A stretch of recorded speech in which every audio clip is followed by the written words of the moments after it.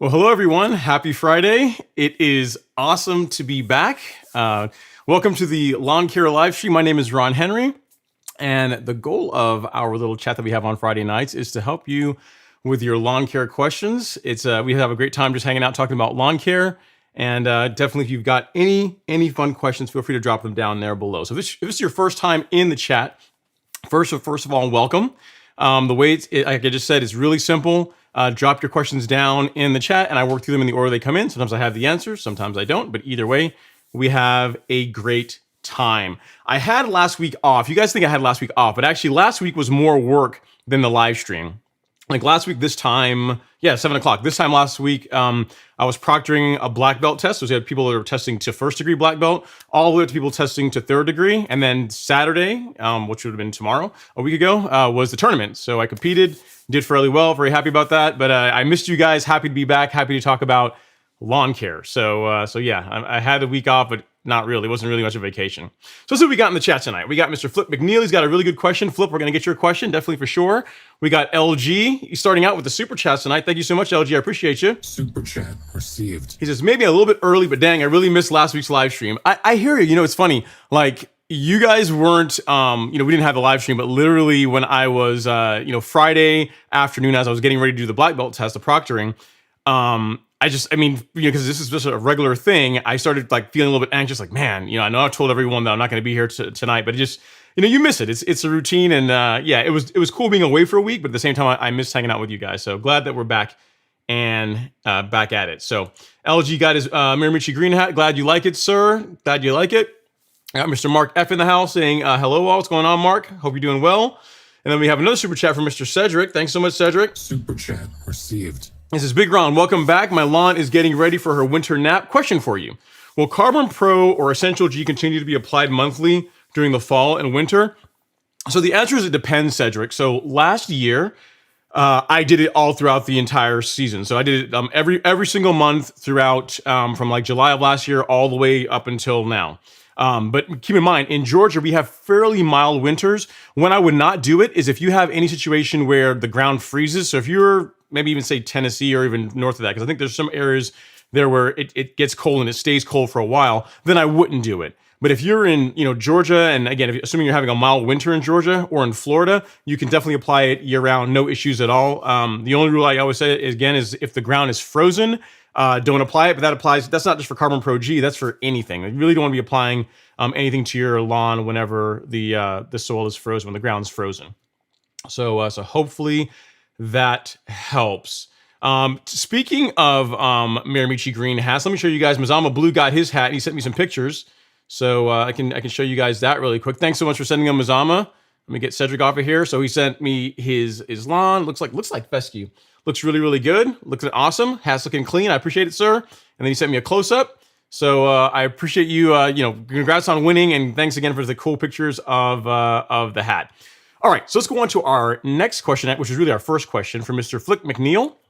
He says, hey, will aerating and top dressing with a 70-30 mix help improve soil drainage? Backyard has a slight slope, but is soggy for days after rain. No standing water, just soggy, compacted soil. Thanks. Great question, Flip McNeil, and the answer is yes. So, you used to know I'm a big fan of top dressing, right? I mean, I love the way it makes the lawn look, gives you that smooth appearance. But the biggest benefit I got out of top dressing my lawn was exactly what Flip's talking about. So I used to have the same issue. If you look at the lawn in the backyard, it's fairly flat. There's a slight grade to it so it can drain, but it's fairly flat. And if we got any amount of water, you're talking like 2 inches of water, you'd have a pool in the backyard, and it would sit there for an extensive period of time. As long as up to a day sometimes. It just wasn't draining at all. After the first time I top dressed the lawn, so did the core aerating, and it was top dressed. I mean, I didn't do it. I had a service do it. It was a night and day difference. Like the lawn has never had issues with water standing on it for more than a few hours, even when we get like torrential downpour. So literally, Flip, like one of the best benefits of top dressing is exactly what you're talking about. Is taking care of soil that doesn't drain well. 70-30 mix should work really well. A light slope, that shouldn't be a problem. In your case, with it being a light slope, you're definitely going to want to do a good aeration ahead of time. So core aeration, core hollow tine aeration is what you're going to want to do. If you can, do multiple passes. So instead of making a passes in one direction, try making passes in multiple directions to really open up the canopy. Try and release some of that compaction, and you're going to give your lawn more places, more voids for that 70-30 mix to get into, and it's gonna make a big difference in how well the lawn drains. So yeah, absolutely, I would definitely do it. That's one of the best reasons to top dress your lawn, in my opinion, outside of it looking awesome, right? But yeah, definitely a great plan for next season. Let us know. Keep us posted as far as how that goes. And yeah, man, pretty awesome. Great question. I appreciate it. Nice softball question. You guys know, I mean, I've been gone for like 2 weeks. Well, a week and change. So it's a nice question to warm me up. You didn't be throwing too hard at me to start with, which I appreciate that, sir. I like it. Appreciate it. All right, so we got Daryl Tunstall in the house. He says, "Hey Ron, what's up? I'm glad to see you back in the chair tonight. Believe you me, you were missed, sir. Thank you so much. I appreciate it. I am in the chair. Got my ears in. Got my Milo's lemonade. Here's the thing, guys. I was thinking about going Publix. I had like 2 vintages in the fridge, right? I have the Publix vintage and the Milo's, and I thought, you know what? I've been off for a week. I got to break out the good stuff. I got to break out the good stuff for you guys, so I can still be on my A game. So tonight I'm rocking Milo's. So on that note, may as well get started, right? All right, well, I appreciate you, Daryl. Thanks so much for the kind words. All right, next up we have Patrick in Texas, the great state of Texas, saying, "Good evening, everyone. I just did my first burn-in," and I was in the chat ahead of time, so I wasn't sure what he meant by his first burn-in. So I asked him, and he said it's his first stripe attempt. And I guess he's having some issues with it not going straight. He says his first stripe attempt, not straight though. Walking in a straight line is not as easy. And here's the thing, Patrick, it does get easier the more you do it, right? So when you first start real mowing, you start trying to lay those stripes, it's like anything else. It takes practice to get better at it. The best thing I can tell you is how the first pass goes. Like, that is the most important one to lay down properly. And the tip for doing that is not necessarily, in my opinion, to walk and looking down at the mower, looking down at the turf whenever you're making your pass, trying to walk in a straight line. Instead, for that first pass, I'm not sure how you're mowing. You might be starting at an edge. What I tend to do is I start in, if I'm mowing lengthwise, I'll start like in the middle of the lawn and make a pass lengthwise. Or if I am mowing like away from the patio, I will start on either end of the patio and make a pass down. And what I do is, the trick for that is, don't look at the lawn, don't look at the mower, pick an object that's in, like, it's in the distance. I mean, obviously that you can see, that is in line with the line it's in line with the stripe you want to lay, and focus on that. So for that first pass, and here's the thing, it's going to kill you, because you think you're going to say, man, am I going straight? Am I walking straight? Is the mower, like dancing around? Trust me on this. Pick a spot like far off, like out, like not on your lawn. Focus on that and just mow your first pass to that. Even if the line is not, necessarily like square to your lawn, it will be straight if you do that. And then you can just make sure your overlap is equal. So like, 2-3 inch overlap on each pass, and you're good to go. So the first stripe is the one that you really want to get right. And focusing on something in the background is what I find works well. I still do it to this day, and it's what helps me get a consistent result. So hopefully that helps. Congrats on the mower. Congrats on laying down some stripe action. Well, I understand. I think you got the Allet, right? I think you're in the Golf Course Lawn Academy, and you were talking to us in the Facebook group about the Allets that you snagged. So it gets better, man. Just keep working on it, and it will improve. Will improve. All right, we got Mr. Crabgrass Eliminator in the house. Mr. VMH, he's saying happy Friday, Ron. What's going on, VMH? Hope you're doing well. Thanks for coming to hang out. And then his no question from VMH yet. I'm sure he will have one, but nothing as yet. And then we have Dean Heald in the house. Dean, I'm not sure if you were like someone that's just new, or if I've just not noticed your name before, but at any rate, happy you're here. He says, "Hey Ron, I'm looking forward to tonight's discussion. Thanks for doing the heads up these live streams. I appreciate your efforts very much, and also hearing from others who participate. Hello everyone. Yeah, man, it's a lot of fun. It's not, I'm fun. I'm like part of the fun of it, right? But also having, the other people in the comment section and just in the live stream is also pretty fun too. It was really fun having BYD on last week. You guys seem to enjoy that, so we're gonna have to start sprinkling in, more people as I can, especially now with us getting into the off season. We can definitely do a bit more of that. But I appreciate you, Dean. Thanks you for taking some time to hang out with us tonight to chat about lawn care. All right, we got Heartfelt Fashion in the house saying, glad to have you back. All of us are addicted to the lawn, LOL. What are the top 2 things I should be doing to my lawn all winter?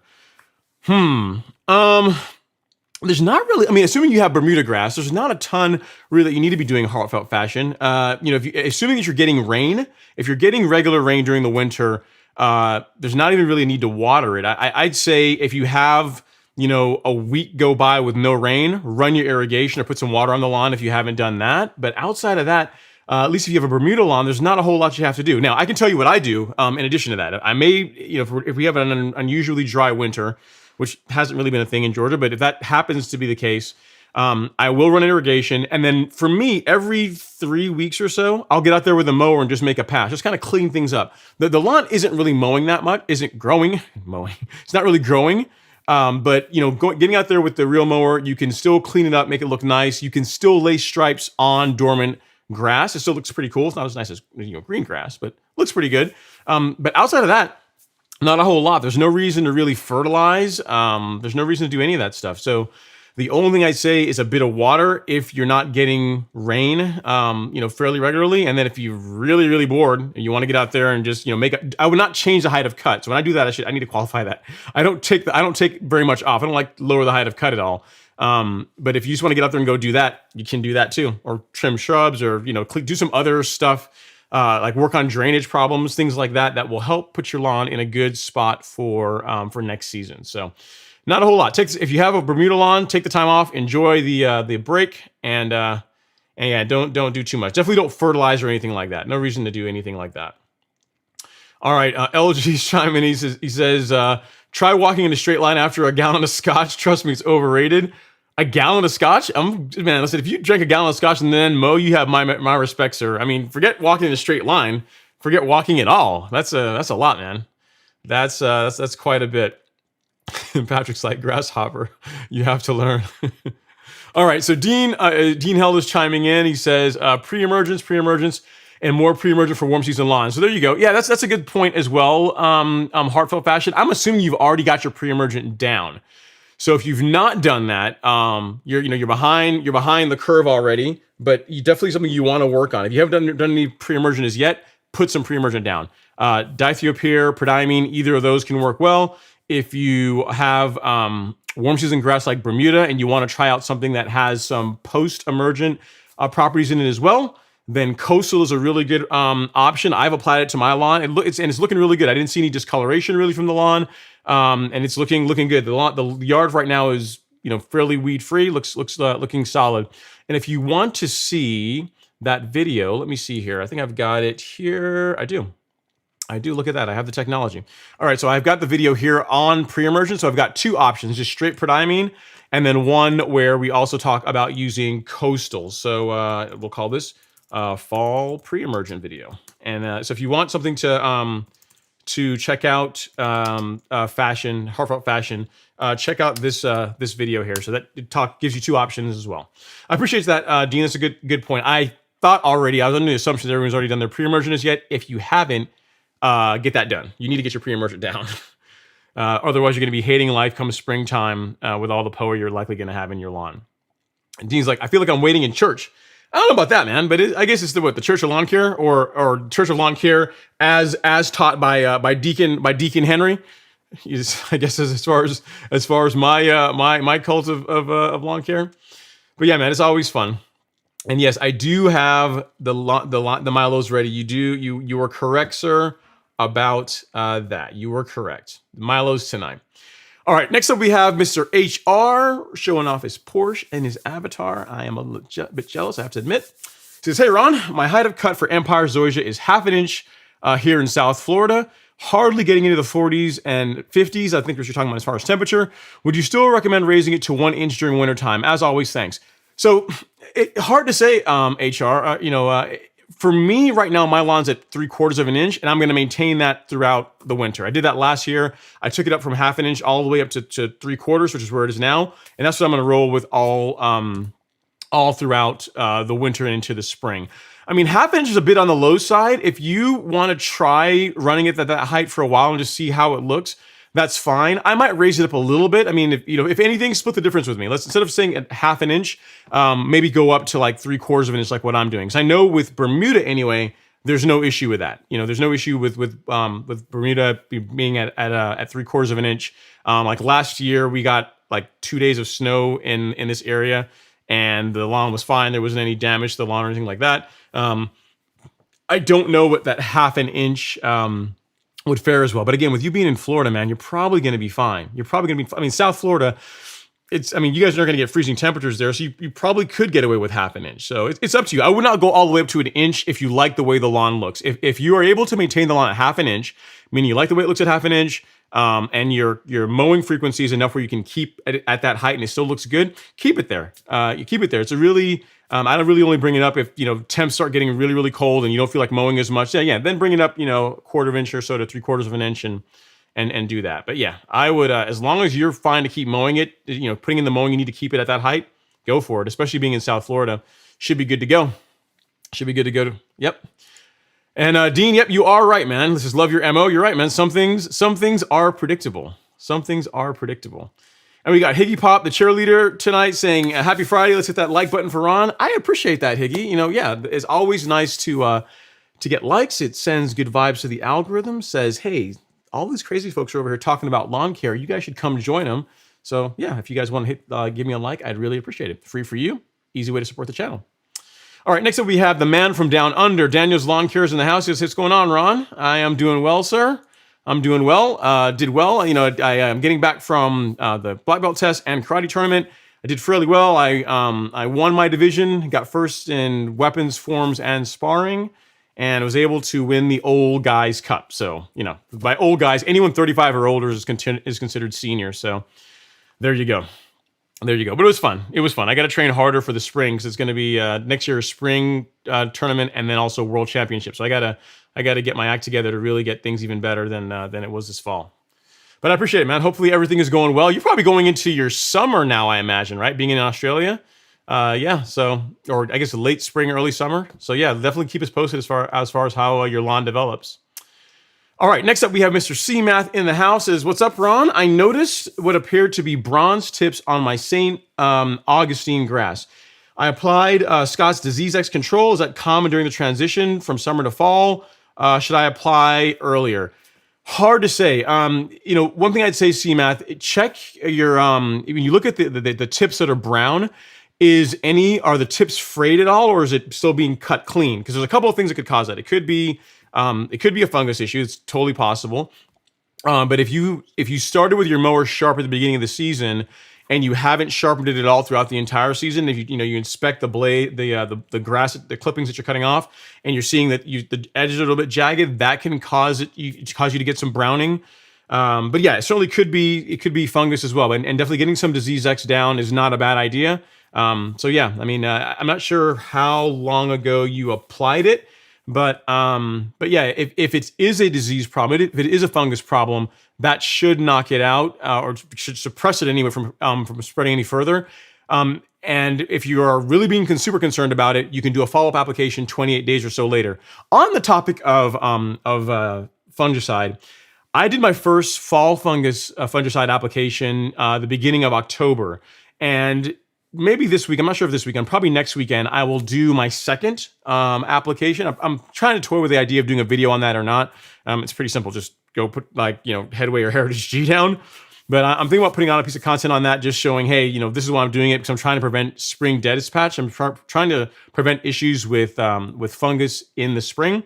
So that's why I'm doing a preventative in the fall. So CMath, if you just did it recently, consider maybe doing another follow-up app a month or so later, just to be extra safe. But there's a couple different things that could be causing your problem. Like I said, it could be dull equipment, could be a fungus problem. If it's dull equipment, sharpen your mower. And if it's a fungus problem, you've already done something to that should help at least suppress it from getting any worse, allowing the lawn to heal. So great question. And you're saying, should I apply it earlier next season? As far as the next season goes, the time to do fungicide is really like May, June. That's the time to do it if you're trying to, if you are doing it as a preventative, to try and prevent issues with brown patch and the type of fungus problems we tend to deal with in warm season turf as summer rolls in. But yeah, I wouldn't do it now if you're trying to treat for the summer. If you're talking about for next season, May, June would be for that. And if anything you're applying now is to prevent fungus problems in the spring. So great question. All right, next we have Lavindy in the house saying it's lawn o'clock. What? It is, man. It is lawn o'clock. It is lawn 030. Lawn 030. And Dean Hill says, I love the intro. I appreciate it, man. I can assure you the lawn does not look like that now. If you guys have been following my YouTube stories, you guys know what it looks like. It's it's not bad. It is definitely better this time of year than it was last year. Last year the lawn was already splotchy and parts of it were checking out. Now it's there's still some areas that are darker than others, but overall it's holding on better this season than it did this time last year. So we'll see. We'll see how long it lasts. Let's see how long it lasts. But yeah, man, thanks for watching. I appreciate it. It's a Saturday morning already, and he says, did you go to GIE? I wish I could have. No, I didn't get to go, man. That GIE was this past week. And between like preparing for the tournament, because our school was hosting it, right? So typically it rotates between Florida and Georgia. This year was us, and then the next time in the spring it'll be in Florida.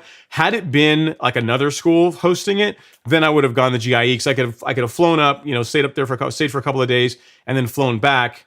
And it wouldn't have been as big deal. But really with us hosting it, there's like, preparations to do as far as the venue, like getting judging assignments, divisions, breakdowns, all that stuff. So it was literally one of the worst weeks of the year for me to be away, for anything really. So GIE did not make it this year. It looked like a lot of the guys had a lot of fun. I saw, Alan and BYD were there, and Lawn Whisperers. They had a great time. So hopefully next year we'll see how things work out. I would like to go. All right, Cedric is back. He says, looks like you were missed, Big Ron, pressing the like button ever so gently. I appreciate that, man. I appreciate it. It's nice to be loved, It's nice to be loved. I do appreciate that, man. Okay, next up we have Jeremy Hamby with a very serious question. He says, why do you prefer the R&R leveling rake versus other brands? Okay, when I was looking for a leveling rake several years ago, it's probably been at least 2 years at this point. When I was looking for one, and I went and just talked to some of the, we have like a golf course that's right down the street. There's a couple right in this area within, 5 or 6 miles. And I went and spoke to one of the superintendents, and I said, hey, what do you recommend for like a leveling rake, consumer leveling rake? They said, well, R&R makes a really good one. And so I did a little bit of research. It looked good to me. It was like a one-piece handle. It looked like it was well constructed, and I ordered it, and that's why I went with that one. The standard golf one is also really good too. A lot of people around here, like so other people that have gotten into top dressing their lawn, some of them have that rake and they like it. So for me, the reason why I like the R&R is one, the one-piece handle is really important, and then also the actual rake itself is heavy. It's got some weight to it. The reason why I like that is because it allows the rake to do a lot of the work, right? I can literally just like lightly cast sand or spread sand out and just literally lay the rake down and just move it around, and literally the weight of the rake does a pretty good job of planing the material in. So that's why I like it. There are other great options as well too. Again, the standard golf one is good. Princess Cut Lawn Care did a video, I think a month or two ago, where he compared them. There's one from Germany that he really liked a lot, so that's an option as well. I mean, the biggest thing I'd say is, a leveling rake, like get a good one, because it's one of those things that you'll buy it and you'll probably never get rid of it, right? I mean, a good one is going to last you, years. They're not going to break on you. So get a good one. Ideally, from my preference, one with a heavier head, a heavier like the part rake, and then you're good to go. So yeah, that is my take on leveling rakes. Tons of good options. I just like the R&R based on what I was told by a superintendent, and then did a little bit of research. Seemed like a good one, and I've enjoyed it. It's been awesome. Great question. All right, next up we got Alex B in the house. He says, happy Friday, Ron. He says, great to have you back this week, and despite not winning myself, thanks again for how generous the giveaway was with you and BYD. No problem at all, man. There's going to be plenty of options. As a matter of fact, a little bird named Josh Habib has sent some more swag for me to be able to show you guys that we will be doing a giveaway, not tonight, but we'll be doing a giveaway here in the near future. I'll show you guys some hats that he sent. So we got just a straight blue. Again, you got the leather patch there, one on the back. We have a gray, and this is like a light. It looks kind of bluish to me, but it's gray on gray. And then he sent one that I don't know if I'm gonna be able to give it away, because I mean this one I like camo and I like Merca, so he sent this one. So you got the camo and you got the flag print in the back. Like, this is fire, guys. I don't know if I'm going to be able to part with this one. This one is pretty sweet. This one might stay in the collection. And then also on the same camo theme, you have like a winter camo theme. So it's like gray with like a desert, winter camo theme in the back. So we're going to be giving these away. This one, maybe not. Maybe not. We'll see.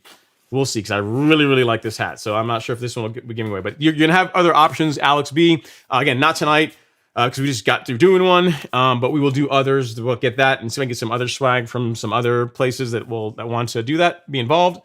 So we can hook you guys up, hook you guys up with some cool merch. Always a fun time.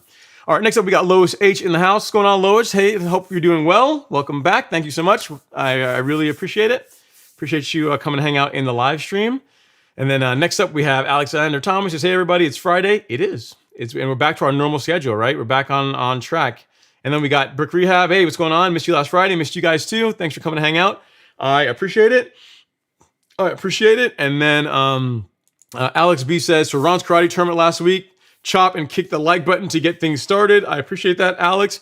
If you guys are interested, I actually have, I've got a video of a couple of my forums. You can't watch them now, obviously, because we're in the live streams. You guys can't go like break away, leave and go do that. But if you want to see some of my forums, I'll show you guys my weapons forums, one of my weapons forums and one of my open hands forums.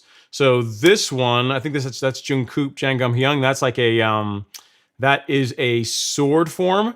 And then Kung San Kun is a open hand form. So if you guys are bored and you want to see me yelling like a crazy person during the tournament, you can check those videos out after the live stream. And again, I apologize for them being filmed like this. It was like one of the parents of one of the kids at the studio was filming it for me, or just filmed it, and it was, I can't complain. It was I got video of it, right? So it's good video. It's just like not oriented right, but either way, you guys can check it out if you're so interested. All right, Dean Hill gave us a super chat. I appreciate you, Dean. Super chat received. Thanks so much. And then we got Joanne Lampron. What's going on, Joanne? Thanks for coming to hang out in the show for a little bit. Hope you're doing well. We'll look forward to seeing you guys. Tomorrow evening we'll be hanging out for a little bit, so should be great. Thanks for coming to hang out.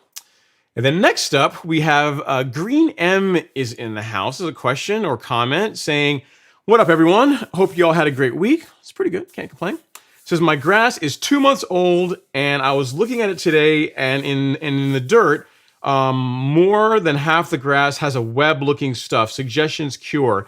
The web-looking stuff, spider web-looking stuff, it sounds like dollar spot, Green M. Sounds like dollar spot, possibly. I'm not sure what part of the country you're in, but yeah, that's what that sounds like. So, if it's all over the lawn, it really bothers you if you're starting to see discoloration, like in those areas, there's a couple of things you can do. With Bermuda, one way you can treat dollar spot is just simply apply a bit of nitrogen. Like you can apply fungicide if you want, but a bit of nitrogen, at least during the summer, will allow the lawn to just punch right through it, grow through it, and you're not going to have, it tends to not be a problem. So in most Bermuda lawns, having to treat dollar spot isn't something you necessarily have to do unless it's, a really bad issue. In your case, I don't know where you are or what the time of the year is. If you want to put something down for it, you're going to want to use a fungicide with propiconazole in it. So you can either get straight propiconazole if you want, or another option is to get Headway G. That is a fungicide that contains two active ingredients. It's propiconazole and azoxystrobin. That will treat or help suppress a dollar spot. But again, yeah, if it were summertime, I'd tell you just go to a light nitrogen app and not necessarily worry about it. But if you are with this getting into cooler temps now, then let's use a fungicide on it, because we don't want to run into an issue where your lawn gets damaged. Because again, to your point, it's only a couple of months old. So I put a link there in the chat for you. Feel free to take a look at that. Read the label for application rates and like how much you need to be putting down for that particular type of fungus. But yeah, that is what I would do given what you're describing. Since you're saying it's all over, it's not just one or two on the entire lawn. If it's all over the place, we want to put something down to treat that. All right, Papa Mo's Lowe's in the house. What's going on, sir? Thanks for coming to hang out in the live stream. Hopefully you are doing well. I appreciate you coming to hang out. And then Cedric G says, I'm in Atlanta, Big Ron, go Braves. I'm holding out hope, Cedric. I am holding out hope. Hope, springs eternal. But I hope the Braves don't have like the Atlanta curse where we figure out a way to mess it up. You know what I mean? It's the Astros put it on the other night. I think they're actually playing now, or they should be playing tonight. And obviously, I'm not watching that because I'm hanging out here. But we'll see. We'll see. They got 3 games in Atlanta, so they have a chance to close it out if they can hold it together. We shall see. We shall see. I'm not going to put hope in it because let me tell you what. After the Falcons, I can't get emotionally invested in an Atlanta sports team because it hurts too much. It hurts too much. I still start to twitch thinking about it. So we'll see. If they win, it'll be awesome. But if they don't, I'll be like, Atlanta teams being Atlanta. So there we go. All right, next up, we have Robert Rain. Again, I'm going to get so much hate for that. Robert Rain is in the house saying, good evening. What's going on, Robert? Hope you're doing well. Thanks for coming to hang out. And then Luis Rodriguez is here. He says, hey, Ron, I applied my coastal at 1.5 ounces per K. Have you seen any of your post-emergent effects on any weeds you had? 1.5 ounces per 1,000 square feet. I have to look at the label and see if that's correct. I'm trying to remember what the rate is off the top of my head. I think that I think that is correct. 1.5 ounces per 1,000 square feet. I believe that sounds right. I think it's like 1.48 technically, but 1.5 close enough. I see any post-emergent effects. Yeah, there's no POA in my lawn. There's that. There's no POA, and because the temps have started falling, the crabgrass. I haven't seen any issues with crabgrass, but the crabgrass is really starting to fall away anyway because the temperatures are getting cooler. We'll just see. We'll see how it works, man. I'm really, really hoping that it does well. We'll know really 2 months from now, 2.5 months from now, when spring rolls around, if we start seeing any POA come through. We shouldn't, because again, it's you got pre-emergent and you got 2 post-emergent, so it should do the trick. It really should. So we'll see, Luis. But it sounds like you applied it properly, and you should be good to go. And then we got Andrew Summerin van. Hola, Dushi greets from the Dutch Antilles. Wow. So Dushi is to Americans probably sounds horrible, right? But I think it's actually from Papamento, which is technically it's like a dialect or a language spoken in Curacao, and it's a term of endearment. So yeah, man, from the Dutch Antilles, that's cool, man. That's cool. One of my not just an islander, but someone from, I guess, either Statia, Saba, Bonaire, Curacao, or Aruba, right? So one of the 5. I don't think I miss anyone. Yeah, Bonaire, Curacao, Statia, Saint Martin, could be Saint Martin too. All the Saint Martin has kind of been like a defector. Y'all went off and did your own thing. I started acting rebellious, but yeah, man, thanks for coming to hang out, Andrew. I appreciate you coming out and watching some of the content. Always cool to hear from another island guy. So very cool. All right, next up, Luis is back. He says, I have some Kalinga that I want to kill. Should I buy a post-emergent herbicide? If so, which one do you recommend? Yeah, if you have enough of it that you really feel like you wanna smack it with something, Luis, and you have, I'm assuming you have warm season grass because you said you sprayed coastal, so you probably have Bermuda or something along those lines. If all you want to treat is Kalinga, go with Certainty. Certainty is what you want to go with. It's a little bit more expensive, but as far as in my opinion, the post-emergent herbicide to rule them all when it comes to sedges, Certainty is the bee's knees. I mean, Sedge Hammer is pretty good too, but Certainty is a pretty baller herbicide. So yeah, go with that if you're looking for something to kill the Kalinga with. As far as rate goes, look at obviously read the label. But in the video that I did where I mixed Certainty with Celsius, I used it's going to come with a spoon. It's going to come with a spoon with 2 scoops on it. It's got a big scoop, small scoop. What you're going to want to use, or what I use anyway, you can go either way, but I use the small scoop, 3 of those through the small scoops mixed with 2 gallons of water, and that's enough to do your spot spray.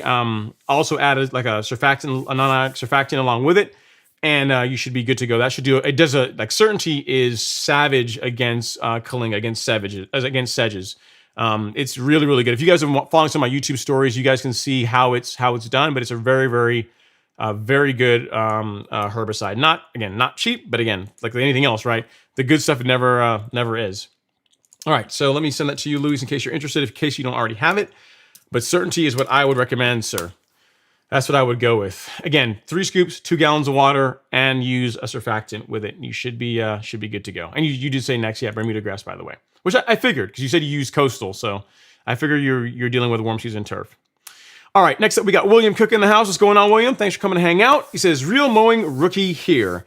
He says, in your journeys, have you ever seen a manual push reel mower with rollers instead of wheels?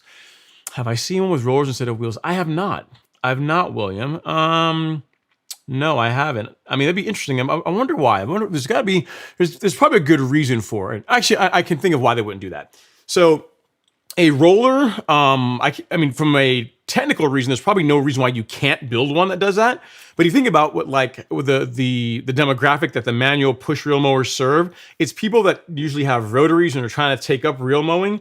So in most cases, it's people without smooth lawns already, right? So you can have someone that has like a Bermuda lawn or whatever, a Zoysia lawn, and they want to go from like a rotary mower to a reel mower, and just putting something like that with a drum or a rear roller on the back probably is not going to get them a great result on uneven turf. So I think that's probably why they don't do it. Probably costs a bit more to do that as well too, because they think you have to build some more of a frame in the back to have the roller sit on, and then you have to have a place for the actual reel. So it's from a cost standpoint probably more expensive as well. So yeah, I don't think there's any technical reason why you couldn't do it, but I can think of some reasons why Scott's and Earthway and a few other places that are in the business of making those types of mowers don't make them. So, but yeah, great question and welcome. Even though I guess you're a reel mowing rookie, so we got to clap it up. We got to give you applause for joining the cult of the reel mower. And yeah, you're starting out with that manual push, but eventually, if you like it, eventually you're going to graduate. You're going to move into a powered mower because manual is good. Powered reel mower, even better. So if you need any help with anything, definitely let us know as you go through your reel mowing journey. All right, next up we got Louise says in North Carolina area of the 70s and high in the 70s and high 40s for temperatures.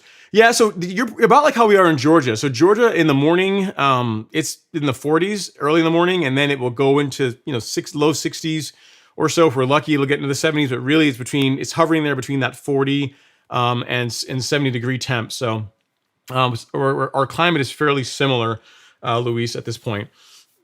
I imagine another month or so, you guys will probably get cooler and stay cooler than we are. All right. Next up, we have Austin Ostraker. I am butchering your last name. Ostriker, I think. Maybe. Close. If so, I apologize. If I'm wrong. He says, I put down a granular pre-emergent barricade the 1st of October. Should I follow up with a spray pre-emergent? Not necessarily, Austin. I mean, so barricade is is prodiamine. That's the brand name for prodiamine, if I'm not mistaken. I'm pretty sure that's what it is. No, if you applied it at the recommended rate, so you read the bag, you followed the rate, you applied it at the proper rate, and you watered it in. There's no reason to do another follow up right now as far as that goes. Now, if you went like low on, like you didn't go at full rate, and you want to do a follow up application, a month after the first one, like kind of doing like a fall split app of sorts, you can do that. But if you applied it at full rate, I would just let that ride. I wouldn't do a follow up application because really, if you do one good app at rate, you really shouldn't need to do follow ups. So yeah. Good job on getting the pre-emergent down. It's literally one of the best things you can do as far as preventing weeds in your lawn. You look at the cost of pre-emergent, it's way, way cheaper than post-emergent herbicides. So it's it's definitely a good thing that you put something down on your lawn. So good job. All right, next up we have Romero Harris. It says, my lawn went from one of the worst to one of the best in one season, in one season's time. Hell yeah. Yeah, we'll applaud that, Romero. We'll applaud that. It's pretty awesome. People are surprised. Viewers are surprised when I tell them that you can turn a lawn around literally in one season. You can really do it in 3 months. Like if you look at that series last year that Alex and I did on his lawn, that renovation project, the Fix My Ugly Lawn series, where we transferred his lawn from ordinary to extraordinary in right around 3 months. Literally what you guys saw there, it was like every week I was filming content showing the progression of the lawn. So I'm not surprised, Romero, if you took an entire season, you can go from like a very basic lawn to a really, really amazing lawn, in just a few months. The biggest thing is your mowing. Once you get your soil test done, you start fertilizing according to that. And your big thing is you're just mowing frequently. It's, an awesome lawn as a byproduct. It's almost hard to not have a great looking lawn if you're doing that. So, but congrats. I'm glad to hear that. Next up is going to be like lawn of the month, man. If they do that in your area, don't be surprised if you start getting some of that kind of love. So keep up the good work, stay consistent, and it's only going to get better. All right, next up, we got Grace Ortiz in the house. She's saying, hello, Ron. Happy Friday. What's going on, Grace? Thanks for coming to hang out in the live stream. Next up, we have Shelby. Shelby looks like a big boulder problem. Shelby Ammo says, hey, Ron. Hey, Shelby. My new home was built on basically a giant rock. Not good. Not good. Well, hey, look at the bright side. You're not going to have sinkhole problems, right? He says, I have pulled up several 100+ pound boulders already, but no way to get them all. How can I keep my Bermuda thriving in this soil condition? Wow. That's a tough one, because if you can't remove them, I mean, you can't remove all of them. What I might do, instead of trying to pull all of them out, if you can get yourself, really I like to have a foot, but if you can get like 6 to 8 inches of good soil between the top and then where the rocks begin, that really should be enough for the Bermuda lawn to do fairly well. So what you can do then is, if you run into one of these huge monster boulders you can't get rid of, what I've seen some people do is they dig till they open up an area to where the boulder, like the peak of the boulder, the big rock is, and they get like a Hilti or Milwaukee, one of those like plug in like little jackhammers, and break off, like knock away a lot of the top, the higher portions of it, and then backfill. And then you're able to, you're not necessarily eliminating the rock, but you are at least giving yourself, that good 6 to 8 inches of a material for the Bermuda to do well in. That's a really, really rough one, man. It stinks to have to deal with like lots of debris in your lawn, but at the same time, I don't want you to tell you to go out there and try and get rid of every single boulder, because it's not really practical for a lot of people to do that. Because one, even if you can get it out, so you can get a 200-pound stone, you should get it out of your lawn, right? What are you going to do with it? Like, you can't put that in your trash dumpster. You can't, you have to go find a place that will take it, or somewhere to haul it off. So you're creating like another problem by trying to fix one. So if you've got somewhere you can't, they're too big, I would like excavate around the area and then try and chip them down, knock them down to where you're giving yourself, 6 to 8 inches. If you can get to a foot, even better. To where you've got, a good chunk of soil there, a good, profile for the grass to grow in. So hope that helps. Sorry you're dealing with that. Congrats on the new home. And I'm sure, once you do all this hard work and get it, somewhat straightened out, the lawn's gonna be fine. I mean, the good thing is you got Bermuda, which is, of any grass that can take abuse and just, growing in substandard conditions, you got the right grass for it. Bermuda is the one. It's up for the task. All right, next up we have Stephanie Frazee.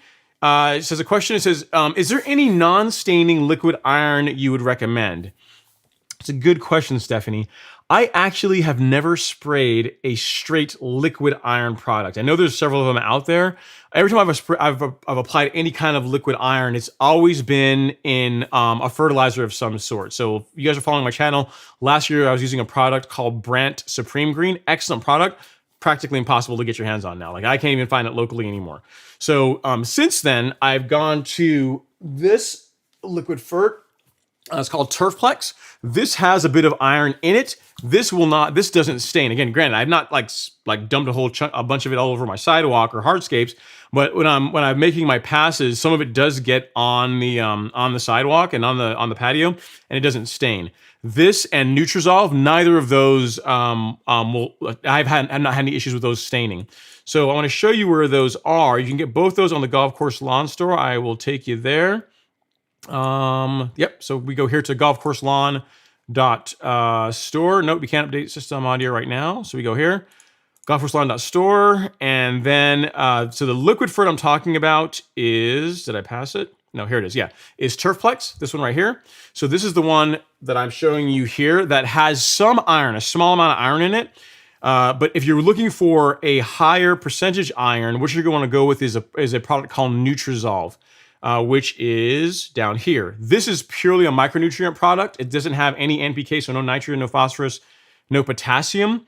And this has more iron in it. That has more iron in it than the Turfplex does. And again, that one doesn't stain. I've not had issues with that one staining at all. But again, neither of those are pure iron. They are iron along with other micronutrient as well, right? In the case of Turfplex, it's a fertilizer, or it's got NPK. It's got NPK in it along with a bit of nitrogen. In the case of Nutrizolve, it's just a straight micronutrient. So you can try that if you're looking for something that is non-staining. The iron percentage is probably going to be a bit lower than what you would get in a straight iron product, but I can assure you that it does a great job. It produces really, really good results. Like if you saw the opening clip, I'm not sure how long you've been watching or been on the live stream, but like the opening footage that you saw there of me mowing my lawn is my lawn that's been sprayed with Turfplex and Nutrizol. So I use both of those along with my granular fert. So hopefully that helps. But yeah, I can't recommend a straight iron product because I don't use any of them. I always use it combined with something else.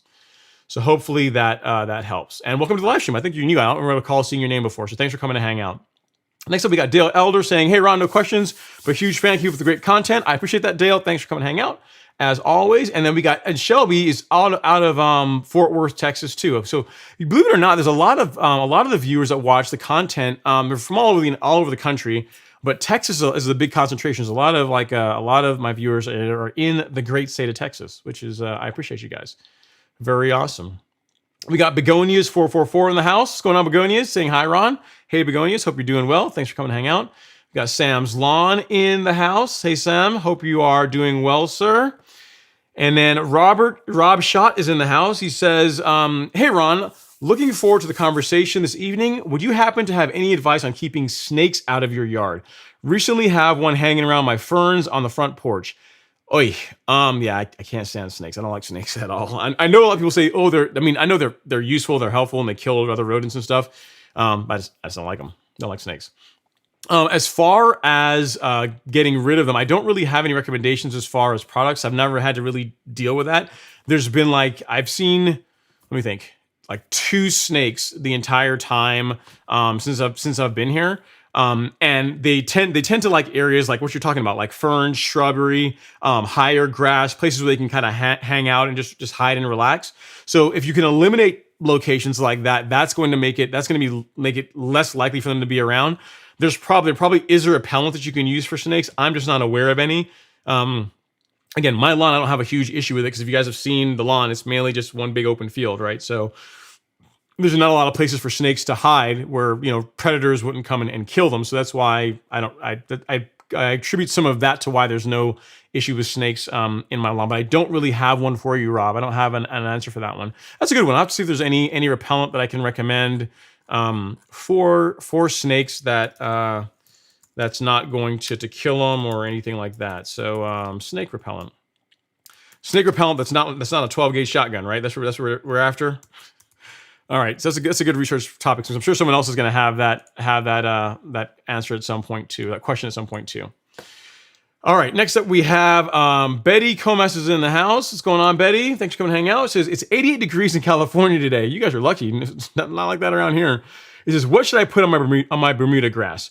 Okay, so Betty, I don't know where in California you are, and if where you are in California, it gets cold. So if 88 is normal for this time of year, it seems pretty hot to me. But if that's normal for you, and it's not gonna, the temps are not gonna really fall, like your Bermuda isn't gonna go dormant anytime soon, then you absolutely can feed the lawn. So I don't know what you've been doing to your grass, but if you've not gotten a soil test done to know what kind of fertilizer you should be using on it, that's something you can do. The one that I recommend is the one from My Soil. It's a great soil test. They're super easy to use. That will tell you what is missing or deficient in your soil. If anything, your soil might be in great shape. But if there's anything missing, it'll let you know exactly what type of fertilizer we should be using on your lawn. And then we can apply that. But yeah, outside of that, the biggest thing I can tell you to do is continue mowing it. And with it being 88 degrees, I assume the grass is still growing really, really well. So keep fertilizing it. You can keep feeding it as long as it's growing. So I imagine you're probably in SoCal if it's still that hot where you are. As far as a couple of fertilizer options, if you just want to have some to look at, but again, you really should get a soil test. You really should do that. There's a couple. There's the options from Yardmaster. Yardmaster makes some really good ferts. And then the one that I'm a really big fan of and I've had great results with it, and a lot of my other viewers that have tried it out this year have had really good results, is one called Humic Max by Lebanon Turf. So the story of that one is Humic Max is Lebanon Turf rather is a professional They make fertilizers for professional turf industry, and this year we were able to convince them to, or last year really at this point, to convince them to allow us to sell this one product, which is a 1608, 16% nitrogen, 8% potassium, and it also contains a bit of humic acid, so almost 9% humic acid as well. So this is a great product in that it's not only a fertilizer, but also has some humic acid to help improve the microbial activity in your soil. So it's a really, really great product. I've had really good results with this season. Everyone that I've recommended it to has had really good results with it. So if you want something to try out, that's a good option. You can get it here at the golf course lawn store. But again, I would still recommend that if you've not gotten a soil test done, consider doing that, because it's gonna give you the data to form a plan for treating your lawn going forward. So hopefully that helps. Appreciate you chiming in and being a viewer and to asking the question in the live stream, and let me know if I can help with anything else. Great question. All right, next up we have Paul Cassio. He says, I think it's Cassio. Cassio says, okay, what's up, Ron? Any point in spraying post-emergent on weeds in Bermuda lawn, or just wait until the cold weather takes them out? Would it hurt the grass this time of year? Depends on the weeds you're dealing with. So if what you're dealing with at this time of year, like POA, because POA is starting to rear its ugly head already. If that's what you're dealing with, then yeah, spraying a post-emergent would be a good idea. If you're talking about weeds that tend to do better in cool weather, so like spurge, crabgrass, those are going to start dying off or start going away as temps begin to fall off here. Can you still spray post-emergent on them on your lawn to kill them off if you want to? Yeah. And here's the thing: any herbicide outside of like most pre-emergents, if they're applied, as long as they're applied at rate, any post-emergent herbicide, that is a stressor to the grass. So even though I recommend, like, say, Celsius for warm season grass, right? Even though Celsius is very safe, it's a very good, great product when used as directed, when mixed properly and applied properly, it still stresses the grass some. And granted, it's not as bad as some other ones, but it still does introduce some stress to the grass. So unless you've got a really big problem that you are just trying to get rid of, a lot of weeds, you got a salad bowl in your lawn, I might just let them die off. The exception to that are cool season weeds, again, like POA, that are only going to get worse. So if you didn't say anything about pre-emergent, but if you've not done pre-emergent as yet, Paul, we want to get that down. We want to get that down and applied. And then at that point, if you want to use a post-emergent herbicide to kill the cool season weeds, you can do that. So here's a great option for you. If you want to do both, get a pre-emergent down and also apply a post-emergent at the same time, you can look into a product called Coastal. It's an excellent product in that it has prodiamine as your pre-emergent, and then it also has two post-emergent herbicides, simazine and imazaquin. So I can actually show you what I'm talking about here. If I can make this happen, I think I can do it. I think we have the technology. Yep, here we go. Yep, so this is what I'm talking about. So Coastal, this is both your pre-emergent, and it also has two other active ingredients. Again, your imazaquin and simazine. These are really, really good for POA and for other cool season weeds that tend to be a problem around this time of year. You can see the list here of everything that it treats. So that's definitely an option. Here's the only negative to Coastal. There's a lot of states where you can't. It's not for sale. So hopefully, if you live in Georgia or one of the states where you can actually get it, this is a great option. So it just depends on if that's an option for you, because that way you can kind of kill two birds with one stone. You can you can get your pre-emergent down, and you can just spray a post-emergent to take care of cool season weeds. If you decide you want to go with that, I will give you a link here, Paul, to check out. So at Paul Cassio, and I didn't do the whole thing. My copy paste is failed. You see, I take a week off, guys, and you see what happens. That's what happens. I can't take time off, right? Worse than not being good at something is getting good at something and then getting bad at it again, right? So 1 week off, and you can see I'm already rusty. I can't even copy paste. All right, great question, Paul. Hopefully that helps. Let me know if we can do anything else for you. All right, Alex is back in the house. He says, "Hey, Ron, I took down a few monster trees, not small trees, monster trees, listed 5 years ago, and where the tree roots were, or still, could there still where the tree was, or the roots were, could there still be below the surface? I get thin spots in the grass in those areas. Best course of action. You might have the stumps, like remnants of the stump still there, Alex. You could have some of the roots left, but with it being 5 years, I would have thought that those would have rotted away by now. So what we can do is just do the screwdriver test. Get like a long flat bladed screwdriver. Doesn't have to be flat; it can be Phillips too. Doesn't really matter. But get a long screwdriver, like 8 inches or longer, and try pushing it down in those areas where the trees used to be and where you're getting the areas where the grass is thin. See if there's any debris under there. Maybe even after 5 years, perhaps there still could be roots there. Or if you didn't grind the stump down really low, there still could be remnants of the stump that's causing some of your thin spot problems. In addition, outside of the trees, make sure the air is getting enough water, but it's probably related to that because you mentioned that it's in those areas where you're having the issues. So that's what I would do. I would check to see, get some kind of a flat, sharp object and just probe that area and see if there's still any debris left over there that might be causing your issue. That's what I would go with before we did anything too crazy. Sorry you're dealing with that, but yeah, keep us posted. Now we can get to the bottom of it. All right, next up we got Rio the Hitman says Amazon has the battery powered Chapin on sale for $123.89. Just order one. That is a good deal, man. That's a good deal because normally those go for, I want to say 180-ish or so. So if you got it for $123, that's a really good price. It's a really good price. And the Chapin's a great sprayer. I am a fan of the Yard Mastery and the Flow Zone. Like those are two awesome sprayers. But as far as that next tier down, or I hate to say next tier down, but like a sprayer that is just not as filled as like the Yard Mastery or the Flow Zone, that Chapin, I used my Chapin for several years and it served me well. It's a really, really good sprayer. The only thing I'd say, Rio, if you want to, you can go out and get a T-Jet nozzle for it. The fan tip, the red tip that the Chapin comes with is actually pretty good. The T-Jet would be better, but it's actually pretty good that you're gonna get a good result with it. So congrats on snagging that deal. And yeah, if anyone else is in the market for a sprayer and you want a Chapin, check out Amazon because Rio is saying they've got some good pricing on one right now. Great stuff. Thanks for letting us know, sir. All right. LeBron James is in the house. He says, hey, Ron, when do I put down granular pre-emergent? Wait till late November, early December, or wait till spring? Cool season grass here. Okay, so if you're trying to put down pre-emergent for the fall to prevent fall weeds, you're already late. We should have done that. It's October still, so you should have done that last month. If you are trying to do granular pre-emergent to prevent summer weeds, then yes, we need to wait till late February, early March to do that. So it depends on what you're trying to treat. If you've not done a fall pre-emergent, you really should, and I would get it down tomorrow.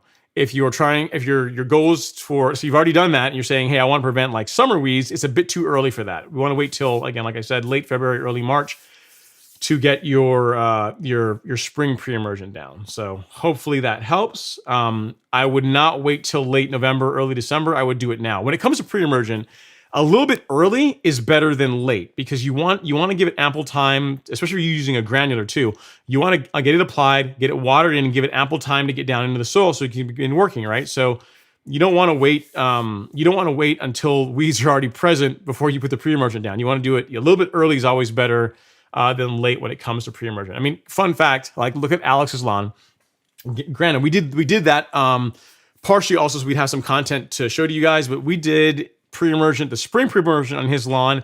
I think it was either super late January or early February this year. I think it was early February is when we put it down. And that's definitely on the early side. You don't necessarily have to do it that early in the season, but his lawn had zero issues with weeds all summer. It's only now he's starting to get a little bit of spurge. There's a few things here popping up here and there, along where the fence is. But throughout the main areas of the lawn, his lawn was weed free the entire season. And we did it relatively early, fairly early in the season. So the big thing with pre-emergent is a bit early is better than late. So hopefully that helps. Great question. Gunny Grasshopper's in the house saying, hey, Ron, what's going on, Gunny? Thanks for coming to hang out. And we got Angela. And next up, we have Begonias 444 with a question. She says, looks like another sunny and partly sunny week coming up in Chicagoland. What can I put down for another green pop that won't stress my fescue too much? I mean, if you are due for fertilizer at this point, begonias, there's a couple options. I mean, I know here's the thing. I know that Princess Cut Lawn Care has been using some of the products from Simple Green or Simple Lawn Solutions. He's had really good results with that. Like, I mean, that's something you can try if you can find it locally. If you want something that's going to work quickly, and you also have the ability to apply it, like you have a backpack sprayer of some sort, Nutrizolve or Turfplex are great options. So this is what I was showing earlier in the golf course lawn store. Either of these will work well. They're gonna, you literally spray these on your lawn, and within 2 to 3 days afterwards, you're gonna start seeing a response. So either Turfplex, this is probably what I would go with, like a light application of this. That is what I would roll with. That is what I would roll with. It comes. I don't know why I had the 4 gallon selected, but yeah, like it's not too expensive, and that's a great option for a quick green up that I know will work well. There's other options as well too, but I can only talk about what I've actually used, right? So that is what I would give a shot, and it'll be fine on your fescue. Again, go at the low rate, and by the low rate I mean 6 ounces per 1,000 square feet. So let's say you have a 4,000 square foot lawn and you have a 4 gallon backpack sprayer. That's going to mean you're going to do 24 ounces of the Turfplex with 4 gallons of water. That's going to be plenty to get a great looking result when in your lawn. So hopefully that helps. Great question. And congrats on it still being nice and sunny and your lawn not checking out like it is here in the Southeast United States. All right, next up we got Brian Vaheen in the house. He says, "Hey Ron, looking to get a used Toro Greensmaster this winter. I like it. I like where your mind is. I like what you're thinking. Like it." He says, "Seeing several Flex 21s for sale, mowing 12,000 square feet. Should I hold out for a 26-inch? Hills and slopes present for sure. Thanks." Ooh, man, I probably would, Brian. I probably would. I would hold out for the for 26-inch if it were me. That extra cutting width is going to be nice for 12,000 square feet. I mean, here's the thing: you see my lawn before all the fences went up and everything. It was right at 12,000 square feet, and it took me the better part of almost an hour just to do the mowing with the Greensmaster with the 1600. With the True Cut, it actually takes a little bit longer because even though the True Cut's just a little bit narrower, it does add time to mowing. So if it were me, I would opt for the 26-inch if it were that's what I would go with. The Flex, there are some merits to the Flex though, in the sense that if your lawn isn't smooth yet, like if you haven't top dressed it yet, it's not super smooth, the Flex should produce a nicer cut with less scalping, with less chances for scalping than the 26-inch will.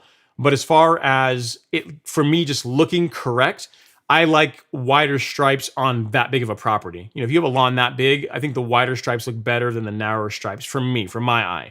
But, you know, either way, you're not going to go wrong. You're talking about a real mower. So the answer is yes and yes. You're not going to lose either way. It really comes down to preference as far as what kind of stripes you like. In my case, I would go for the 2600 for the 26-inch, given that you have such a large property to take care of. All right.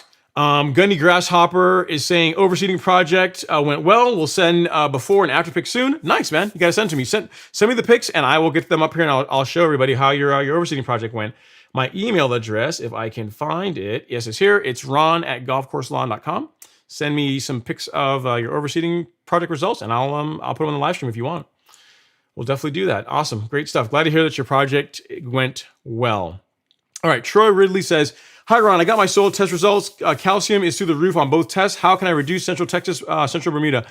Here's the thing, Troy. I have not found an easy way or a good way to really reduce calcium in soil. The thing that I would say is that you don't necessarily need to add lime to your lawn. You're not something you're gonna have to do in your case, because you already have plenty of calcium.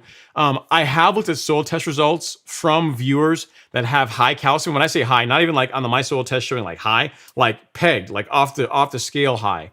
And their lawns still look great. You know what I mean? So I would not really necessarily worry about it. As far as means of lowering it, I'm not really aware of any. But having said that, I've not seen where that has caused problems in lawns. In other words, when I've worked with viewers that have had high calcium, that was not the issue that was causing their lawn to not their turf did not look well. In some cases, it was one of the macros that was off base, or pH was off base. And once we corrected that, the lawn looked great. So I wouldn't focus on the calcium as much as I would your macros and micros. That's what I would look at. So hopefully that helps. In my experience, I've just not found it to be something that materially has a negative result on the lawns, or on the lawns that I've looked at based on the soil test results that I've looked at. I'm sure at some level, if you got the levels high enough, it eventually could become a problem. I've just not seen that to be the case. So hopefully that helps. Hopefully that helps bring the stress level down a little bit.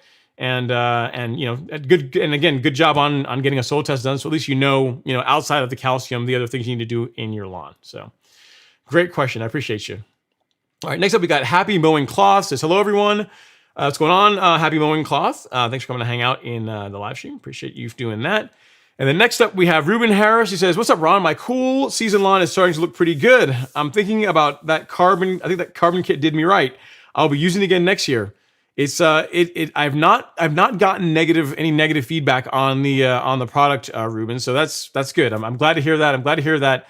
The carbon kit, for any of you guys that know what he's talking about, is Miramichi Green. I partnered with them to put together a kit that has a biostimulant package and some micronized carbon to help improve the quality of the soil, to help feed the microbial activity in the soil. So what he's talking about is the Golf Course Lawn Carbon Kit, which consists of 3 components.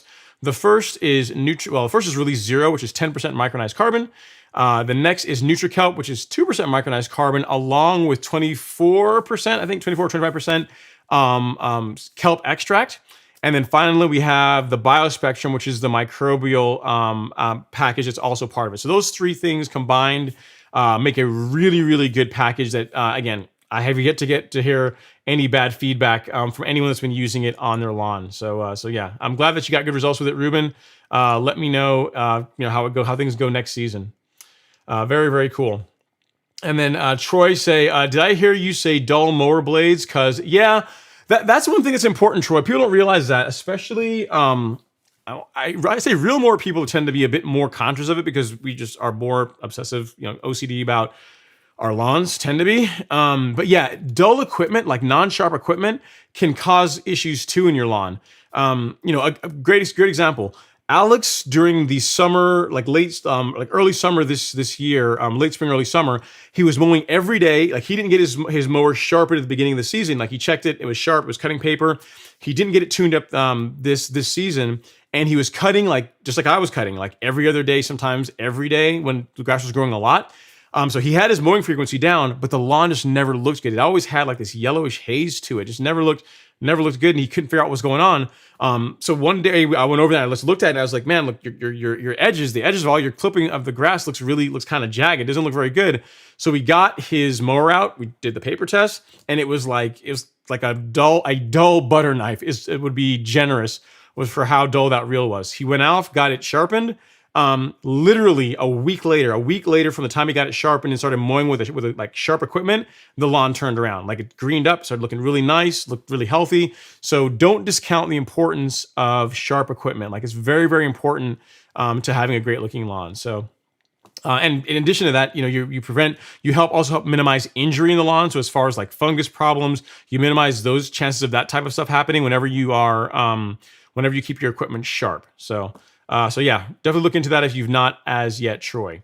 And guys, we're at the top of the hour, so it's time for me to take a sip of my my lemonade. And while I do that, for a brief commercial break, if you guys wouldn't mind touching the like button ever so gently, it's free for you guys to do. It's a great way to support the channel, and it's going to give me a chance to sip my lemonade. Good stuff. Love Milos. Whoever recommended Milos to me, I forget who it was. I think it was this is a motorcycle. I can see his avatar, but I forget the name. But it's really good stuff. It is a great lemonade. All right, next up we got Kellen Chadwick in the house. Kellen, who's a girl. I remembered. I'm getting better. Says, hey Ron, glad you're back. What is your recommendation for watering during fall, winter months if there is no rain? I've heard half an inch to an inch per week.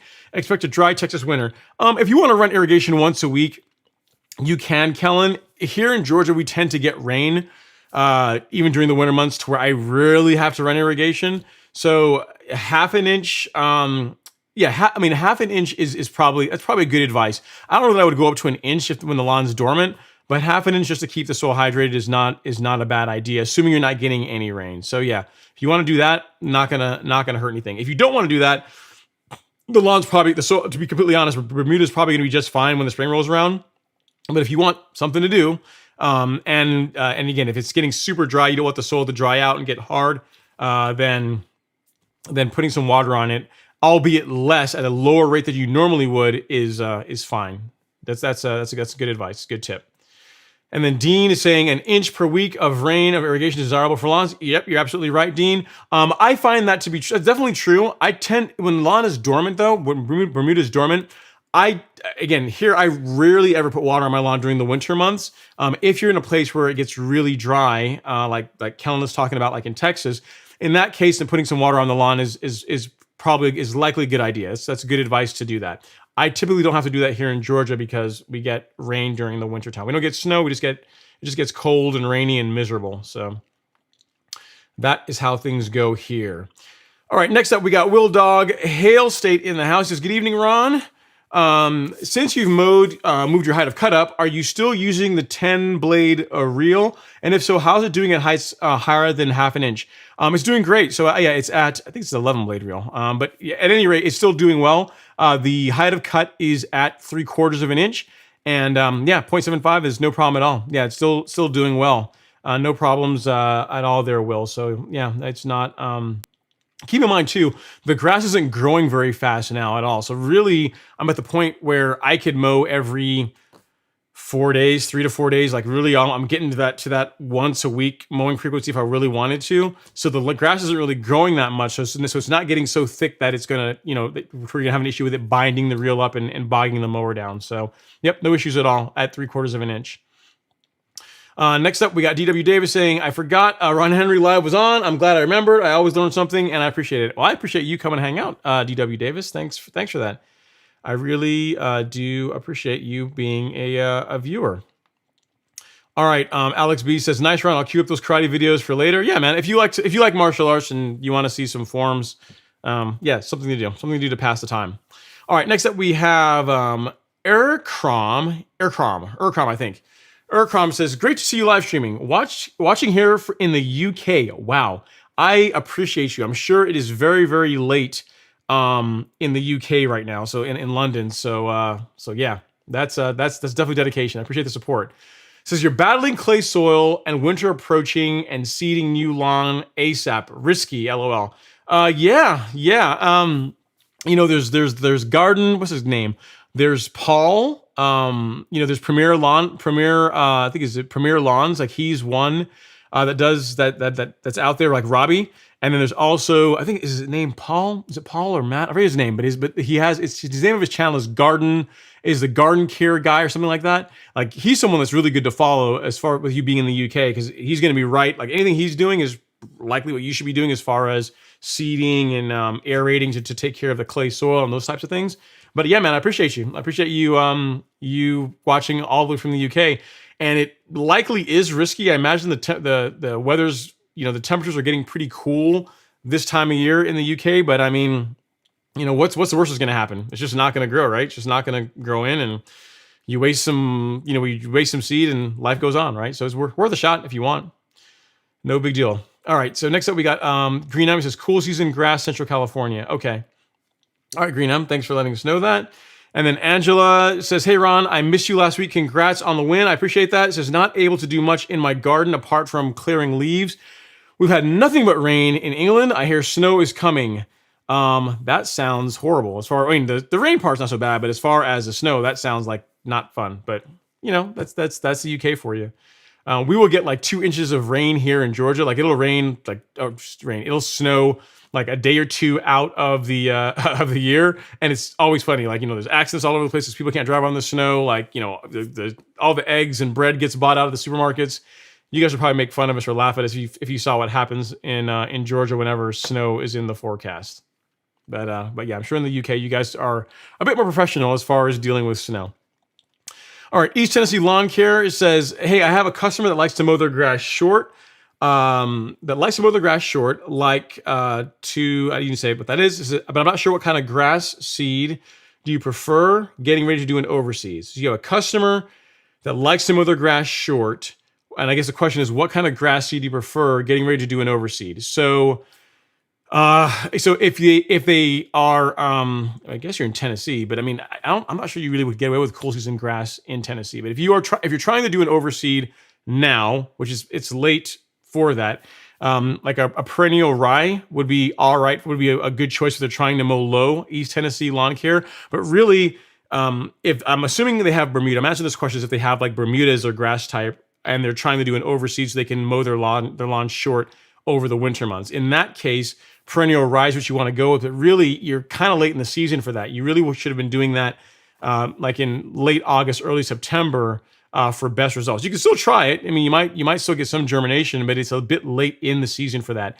Rye will tolerate being cut short, so that's a good option. What you're gonna want to stay away from is like fescues, because those want to be mowed a bit taller. And if they're trying to mow short, then go with a grass type that tolerates being mowed short, like a ryegrass. So hopefully that helps.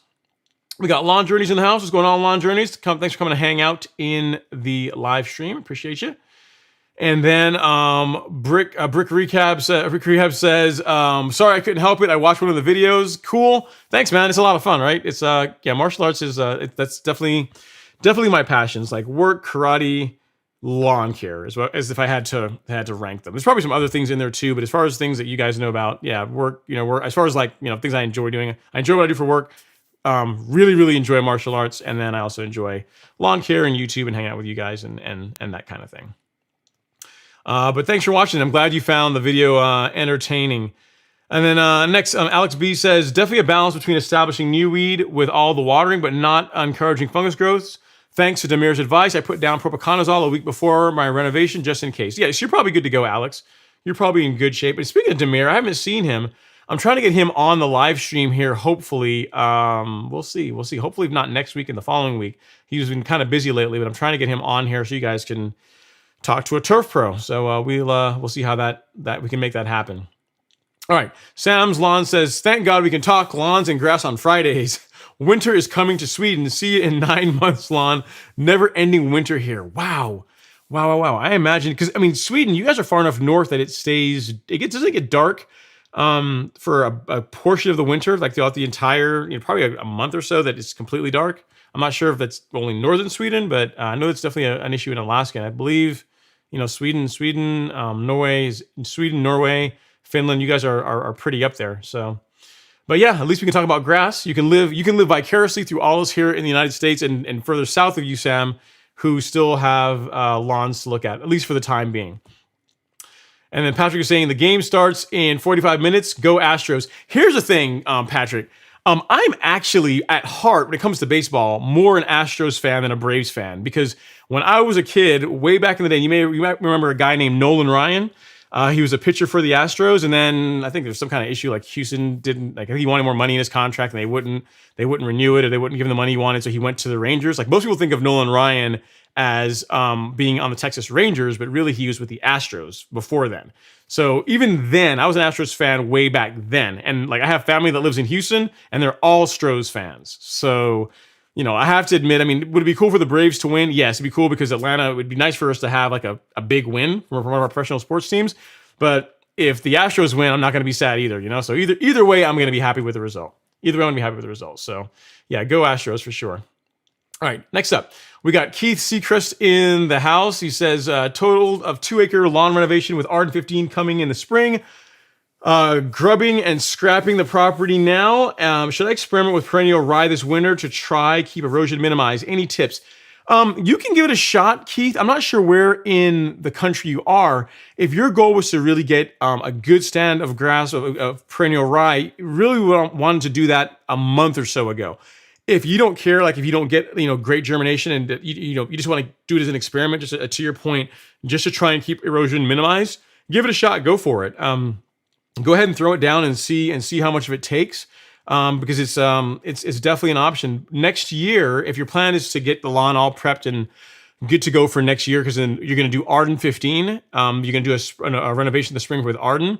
Then you can absolutely do rye now if you want. When March rolls around, let's spray it out. Let's get rid of it. Use Celsius or Katana or something like that. Get rid of the rye. And then come like mid May, around then, depending on temperatures. I'm not sure where you are, but depending on what the temperatures are, when soil temps cross 65 degrees going into 70s, that's when you're good to go with Arden 15 as far as your seeding project. So you absolutely can get away with doing rye now, as long as you spray it out, get rid of it in March, and then come Mayish, drop that Arden 15, baby, and you should be good to go. Should be good to go. So it sounds like a fun project. Definitely keep us posted. You have to keep watching the channel, keep watching the live stream, and let us know how things go next year once you get your renovation done. Sounds like fun. All right. Next we have Adrian Fraser saying core aeration. How often and timing around pre-emergent? Worried about breaking the barrier. So there's some truth to that, Adrian. I mean, anything you do to upset the barrier, is going to reduce the effectiveness of pre-emergent. I can tell you what I've experienced though. There's not been a year other than this year. So I can't really say that right. Other than this year, every year my lawn has had pre-emergent in the spring.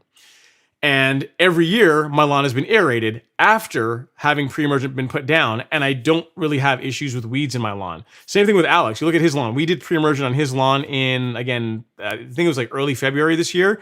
We did the full top dressing project, which involved aerating the entire lawn, and then top dressing it. And we didn't have any issues. We did a really good aeration on both lawns. And in his case, where he had pre-emergent, there's not really any issues with weeds really coming in and becoming a problem. So if you can time it, if you can do it, I mean, ideally you'd want to do pre-emergent after core aeration if you want to get the absolute best results. What I have found is that it in our cases, it just hasn't really made a material difference. Really get the pre-emergent down in late February, early March. When come April-ish or so, whenever you decide you want to go out and start aerating the lawn, or May when you want to start aerating the lawn, go ahead and do it, and you're probably going to be just fine. Like I've not had any problems in my situation, my case, or Alex's case, where as long as we got pre-emergent down ahead of time early, that doing core aeration then caused a mass outbreak of weeds in the lawn. It was like everything all fell apart. We just haven't experienced that. It hasn't been a thing for us. So hopefully that helps. As far as like lowering your stress level as far as aerating after pre-emergent goes. As far as like timing, I would get again your spring pre-emergent late February, early March, and then the fall pre-emergent once soil temps cross 70 degrees going south. So in Georgia around here, that tends to be September-ish. And then after that, do all your other practices around that. But I would the most important thing is just apply it. I wouldn't sweat it too much if you have to core aerate afterwards. All right, next up, DW Davis is in the house with a question about moss crowding out my turf. Ooh, that's not good. He says, can you please discuss moss crowding out my turf? It's kind of becoming a thing. Okay, so DW, so there's a couple of things, of situations or environmental factors that can cause moss to be a problem. Probably the most common is areas of your lawn where whenever it rains, it doesn't drain very well, so standing water. If you're coupling that with an area that doesn't get a lot of sunlight, that also creates the conditions for moss to become a problem. So like wet for extended periods of time and damp and shaded. Moss likes those types of conditions. Also, if your soil is particularly acidic, so if your pH is low, that can also contribute to having having moss issues in your lawn. So if you've not, let's address each one of them. If you have not gotten a soil test done, so we know what your pH is, get that done. So get that done either way, just so we have the answer to that question. The one that I recommend, you can kind of know what's coming here, is the one from My Soil, is the one that I would recommend you go with. That will tell us what your pH is. Next up, when it comes to if the problem is due to water, like standing water, or lack of sunlight, or a combination of both, we got to do something about that. So we have to do something to help improve the drainage in that area to where water doesn't stand there. And then as far as sunlight not getting there, anything we can do to open up the canopy. So if you've got like trees around or shrubs around, if you can cut some of those back to where you can get more direct sunlight down, you're going to start creating conditions that the grass likes and that the moss dislikes. So I could tell you go out and go get Moss X, Moss EX. There's a product you can go buy. You can put that on the moss, and yes, it'll kill it. It'll knock it back. But unless we get rid of the conditions that are causing the moss to thrive, in your case, sounds like it's really doing really well. Like the moss is living its best life. It's just going to be a problem. You're treating a problem that's going to keep coming back. So, and I'm not sure which of those apply to you, whether your soil is, on the acidic side, or what I probably suspect is it's more so that you have an area that's not draining well and also doesn't get very much sunlight. If you can correct those issues, that should help. That's going to give the grass more of an advantage to grow into those areas, and it's going to put the moss at a disadvantage. So hopefully that helps. If we do anything else, definitely let me know. Let me know. Great question. Begonias is like, I like the gray, nice hats. Yeah, man, the gray is clean. That gray is clean. I mean, this one we might be giving away. This one is a maybe. This one is probably not as much. I don't think so, but we'll see. We'll see. But yeah, I do like the gray. It is cool. No problem at all, Luis Rodriguez. You are very, very welcome. And then Sam's line is a good point. You need wheels to turn the axle since you don't have a motor. Yeah, that's a good point. It's a good point, Sam. I didn't think about that. Propulsion system. So a roller doesn't have enough traction that it's going to be enough to propel. Yeah, that's an excellent point. It's not to actually drive the reel. So excellent point, Sam. Thanks for chiming in on that.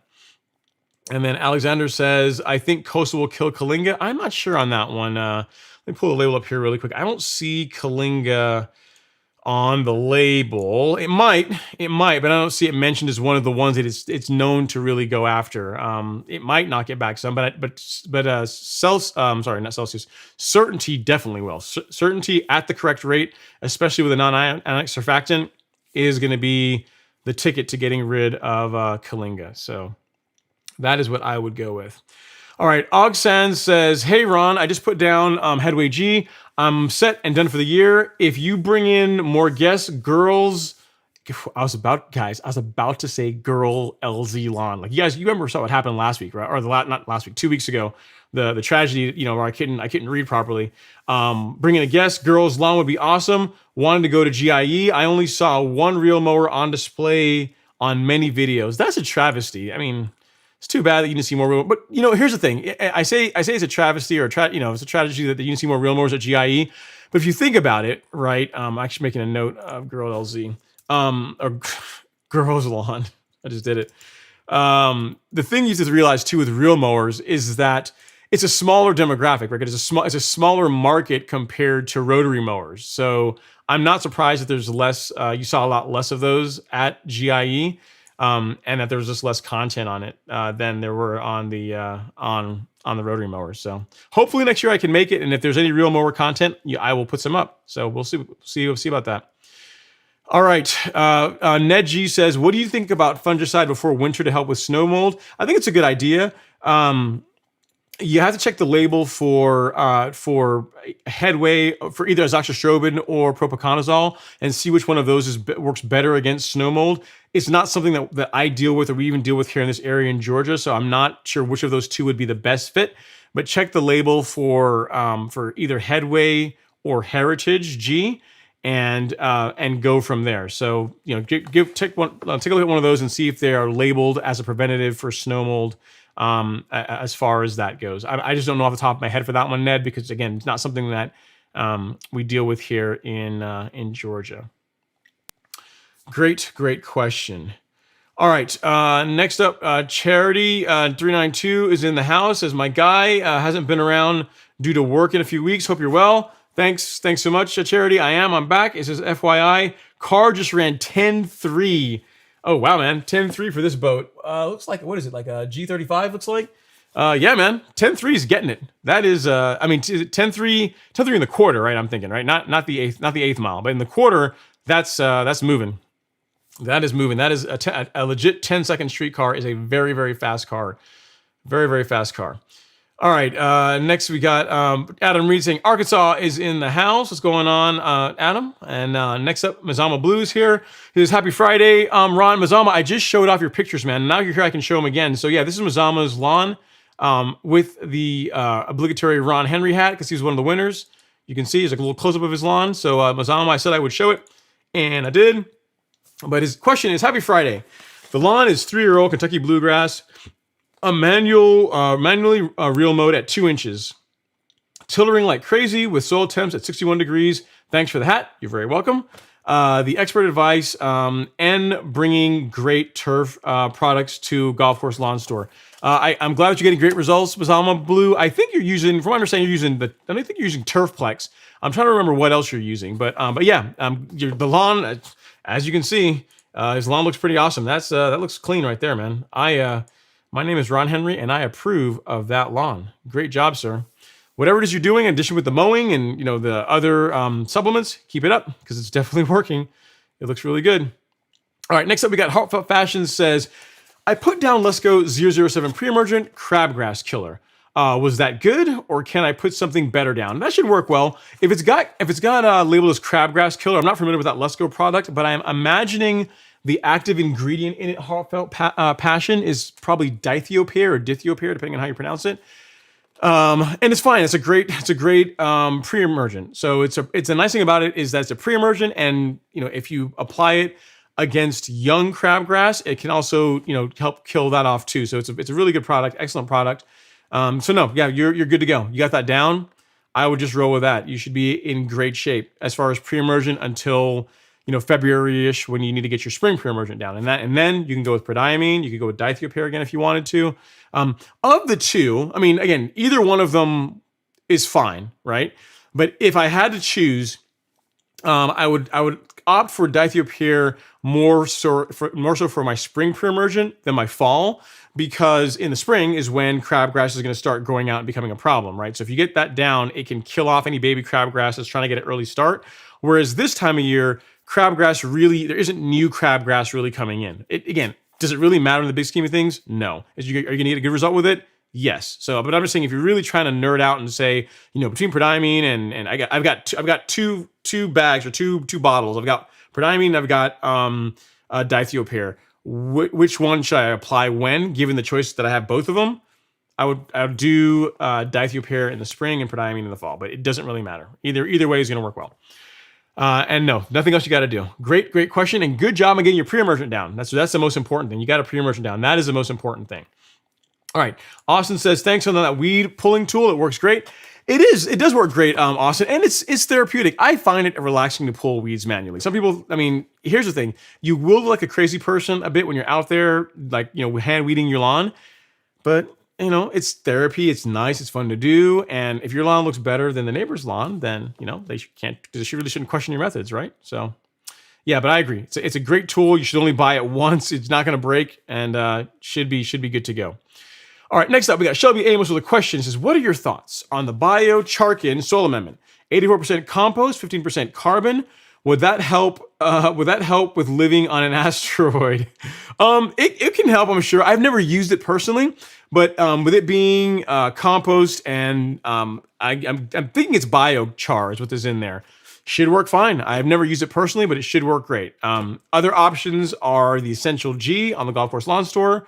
That's a great option too. So if you're in the Yard Mastery ecosystem and you want to stick with that, give the Biochar a try. It's got a really cool name, so maybe just for that reason alone, you should give it a shot. But if you're looking for something else that's also that's a comparable product, also has a bit more ingredients other than just compost and the carbon, Essential G is a great option as well, which you can get at the Golf Course Lawn Store. Shameless plug. It's a shameless plug.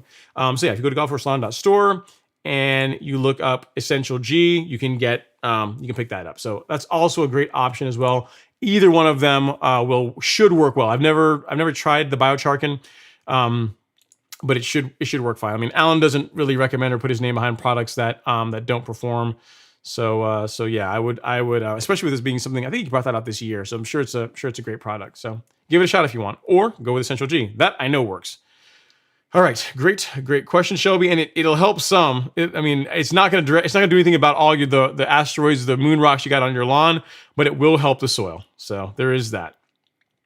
And then Angela says, at Lawn Journey, very well, thank you, Ron, simply the best. Thank you so much, Angela.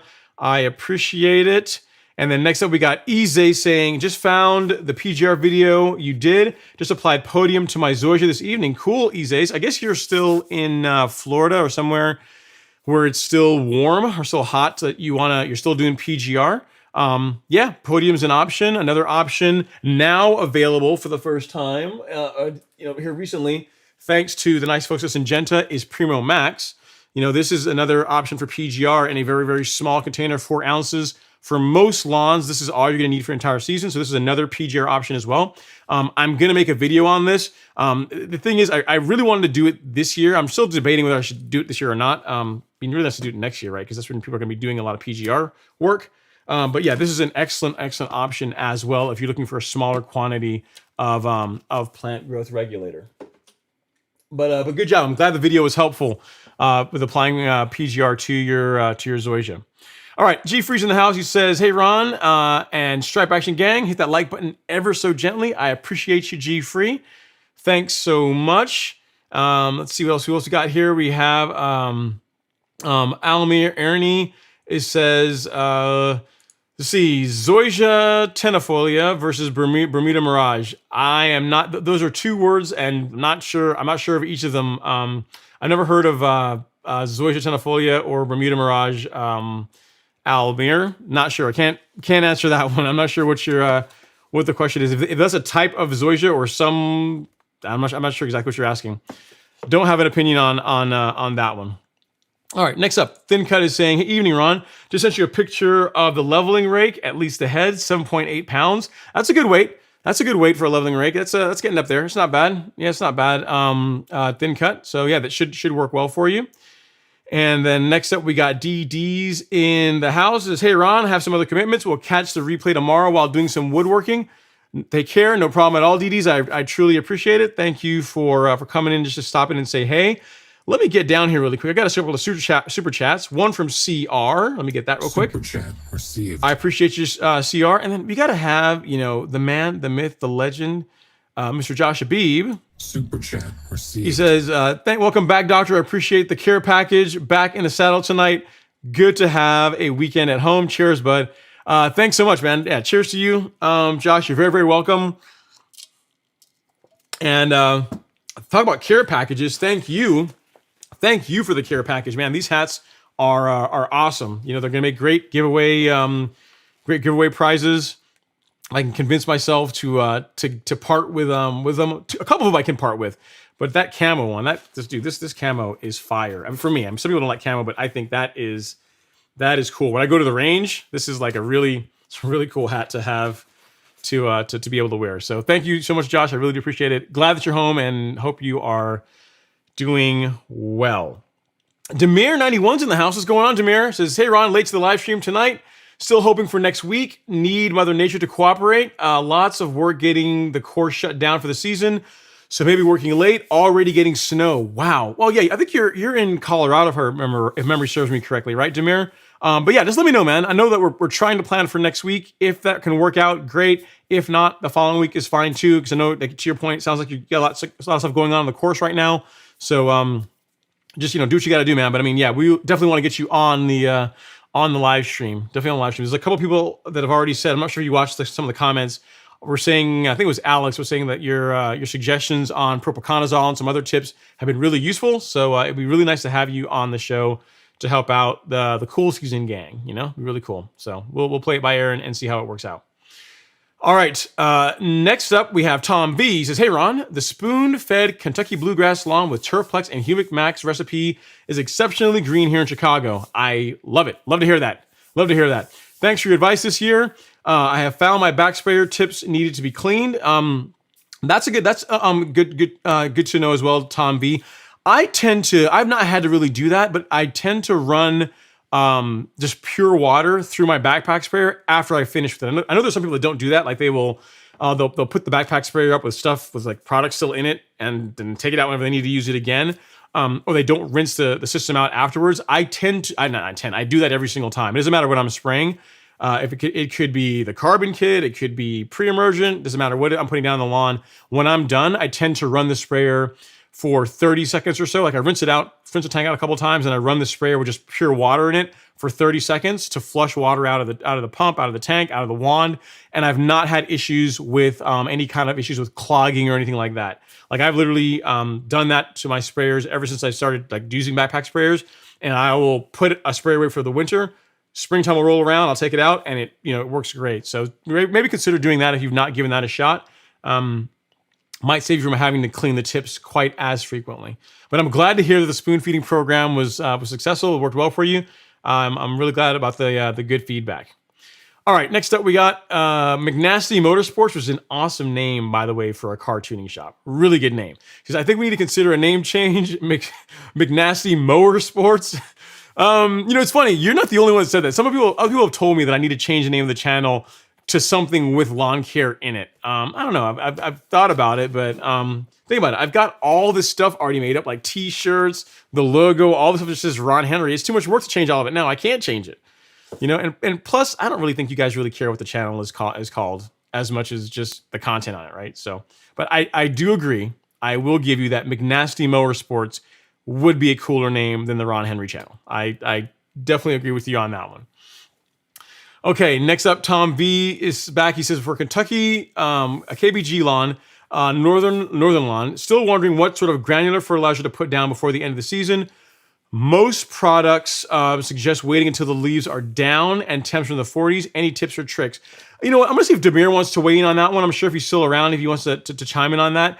My answer would be nothing. That would be my answer. I would not put anything down. Like I would continue feeding your lawn, Tom V, until it's starting to check out, and then stop. So keep the leaves off the lawn, keep mowing it regularly, and then whenever the lawn is starting to go dormant or beginning to fall away, just stop fertilizing it. As far as like a Winterizer product, if you want to do that, you can. Like around here, people like to use a product that I like to use a granular fertilizer that's a bit higher in potassium.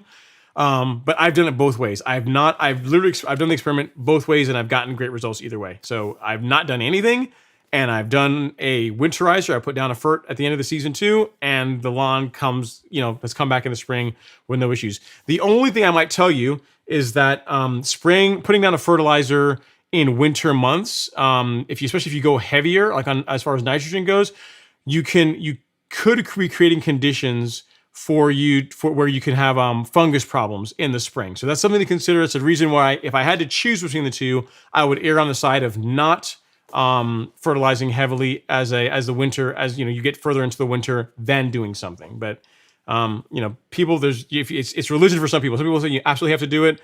I'm of the opinion that it's not really necessary, because I've done both and it really hasn't made a difference. All right, next up, Thin Cut says, I forgot a 48 by 15. Not sure what the question is or what that was about, but okay. All right, and then Lois is chiming in about the snake repellent. She's saying, Victor snake repellent works really well. Sprinkle around the resting area and perimeter. They'll invade your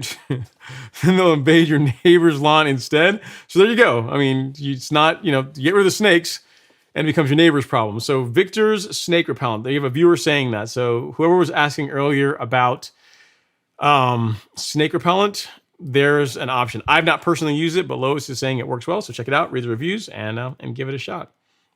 Give it a go. Next up, we have Pez Guy in the house. He says, been off the grid for a while. Just want to jump back in and to say thank you and the lawn care DIY community for starting me on my full lawn renovation trip. Killed off the lawn on 9/3, and today it is beautiful. That's awesome, Pez Guy. I'm glad that, from September 3rd to now, we're just right at 2 months. So if in 2 months you had a huge change in the lawn, that's pretty awesome. So looks like you did a lot of, you did a lot of hard work in between then, and I don't have pictures of it, but it sounds like you're getting a really good result from all your, getting the fruits of all your hard labor. All right, Tom is saying, where do folks on this channel now? I'm not sure what the question is. Look like. Oh, here we go. Yeah, where do folks on this channel even look for used reel mowers? Any specific sites more reliable than others? So I know people that have bought used reel mowers from Craigslist, from Facebook Marketplace, from OfferUp. You can also do that as well. OfferUp is an option as well for finding used reel mowers. If you have a place that services reel mowers in your area, call them. Sometimes they'll have pre-owned units that they'll sell. So that's a way to get a mower that's been gone through, and that you should have a pretty good result with. As far as options, like my reel mower, my True Cut, I bought that one brand new. Had to do it all over again. I probably might not have done that, but I got my True Cut brand new. And then my reel mower, I got it from Prairie Turf and Outdoor Equipment. They're out of Canada, like I think they're like Manitoba, Canada. So what they are is a company that takes, they get like off-lease equipment from golf courses. So all their mowers are really good shape. They go through them, they freshen them up, make sure they're in really good shape. You don't necessarily have to do that, but if you're looking for like a premium, a really good, a real mower that's been gone through, lower on the hours, that's a good option. But again, Craigslist offer up, Facebook Marketplace, or a local shop that fixes real mowers should be able to point you in the right direction. Any of those are a great place or great options for finding a pre-owned reel mower. So hopefully that helps, man. Let us know how it works out. I like what I'm hearing, man. You're going down the down that path, huh? You won't regret it. It's pretty awesome. Looks pretty awesome. It's one of the best things you can do for your grass. All right, next up we have Gary Kellett Jr. in the house. He says, "Hey, Gary from Chicago. I'm thinking about using Caravan G or Let's Go Merit this spring. What would you use? What is I don't know what I'm not sure what Let's Go Merit is. I'm not familiar with that product. Is it a, yeah, so it looks like it's a grub control insecticide. Okay.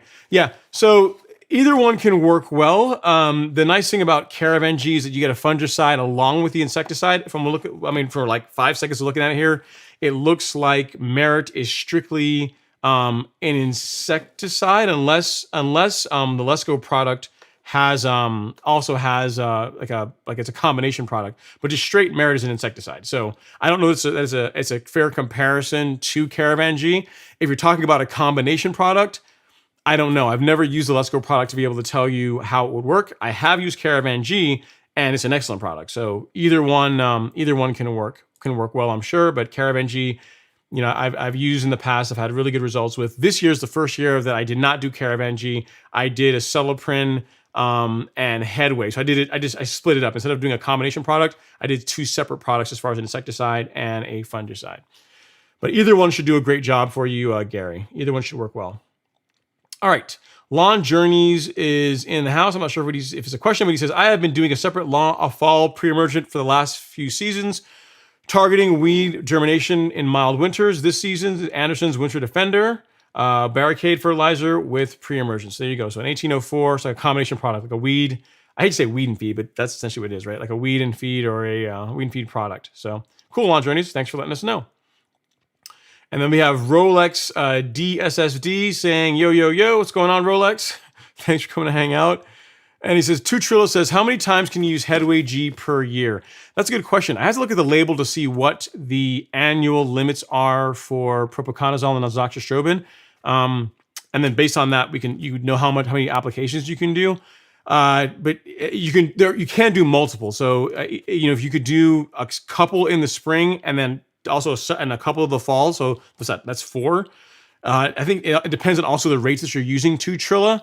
But I would use it if you're using it to actively treat a fungus problem in your lawn. You're going to be doing 2 applications. One to either arrest the growth or kill the fungus problem you're dealing with, and then a follow up, 28 days later to keep the fungus away. If you're doing it in the fall, you could do, again, 2 applications of it, or you could mix it up. You could do Headway G for one app, or you could go to a different fungicide if you want for your second application for fall fungicide. But the long short of the answer is check the label. Depending on the rate that you're applying it, that will tell you how much of the active ingredient, again, with it being Headway, propiconazole, and azoxystrobin, you can put down on your lawn in a season. So it's not really an easy way to answer that question, unfortunately. Next up, we got Brooklyn Boy is in the house. He says, I live in Texas, already applied pre-emergent. Anything else I can throw down on my Bermuda? Not really, not a whole lot else that it really needs this time of year, Brooklyn Boy. It's probably starting to go dormant, I imagine. So we don't really need to fertilize it. One thing I might say is if you've done a soil test and your soil is say on the acidic side, so it needs some lime, that's something you can absolutely do. You can do a lime application this time of year. It's a great time of year for it. But outside of pre-emergent, I would just mow it until it goes completely dormant. We're getting late in the season now where I'm not really a fan of putting a lot of nitrogen into the lawn. If your lawn is still like completely green and vibrant and doing awesome, like say you're in South Texas, like Corpus Christi, like really South Texas, and your lawn is still vibrant and really green and doing well, and you want to do a light fertilizer app, you could do that. But but look at the lawn. Look at how the lawn is looking. If it's starting to go to sleep, don't go and smack it with a big dose of nitrogen, because that can be counterproductive. So depends on how your lawn looks. You might be able to get away with a light nitrogen app. In my case, I couldn't. The lawn's already starting to go dormant. But really, you've done the most important thing. The most important thing is the pre-emergent, which you've done. So outside of that, just keep mowing it and enjoying it until it turns brown. Till it turns brown. All right, next up we have Bag Life says, Mike, the knowledge. I think you're already talking to someone else. My name's not Mike, but anyway, I'll read you with the comment. It says, Mike, the knowledge you and BYD give got me the nicest and prettiest yard in the neighborhood. You're very welcome. I think you are talking to me, but yeah, anyway. But yes, I'm glad that that your lawn is the best in the neighborhood. I've gotten a couple of emails this season with people getting yard of the month. Like I think Daryl got yard of the month. There's a couple other people that got yard of the month. So that's pretty awesome. So I'm glad that your lawn is doing well. Pretty awesome. Keep up the good work. Keep up the great work. All right. Next up, we have Gary Keller Jr. says, I have another question. Earlier this fall, I put down Love Your Soil by Jonathan Green for the first time. I plan on putting it down next year in the spring, summer, and fall. Is that too much? I'm not familiar with Love Your Soil, Gary, so I'm not sure what's in that. Let me see if I can find it here really super quick and see what it is. So it says it's a soil amendment that breaks up clay, loosens compacted soil, on and on. It's got humate in it. I can't see off the top of my head what is in this, but here's the thing: it's unlikely that you're going to hurt the lawn by putting too much of it, too much of this down. You're talking about doing an application in the spring, summer, and fall. You're going to be fine.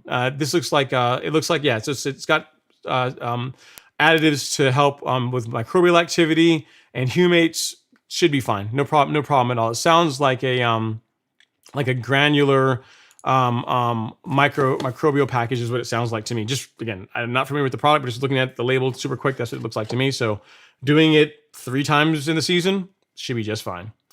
No problems at all with that. All right, Anthony Palumbo says, Lawn Right is another lawn care YouTuber. Great channel. So Lawn Right, thanks for that, Anthony. So if you're looking for another lawn care YouTuber in the UK, check out Lawn Right. Thanks for that, Anthony. I do appreciate it.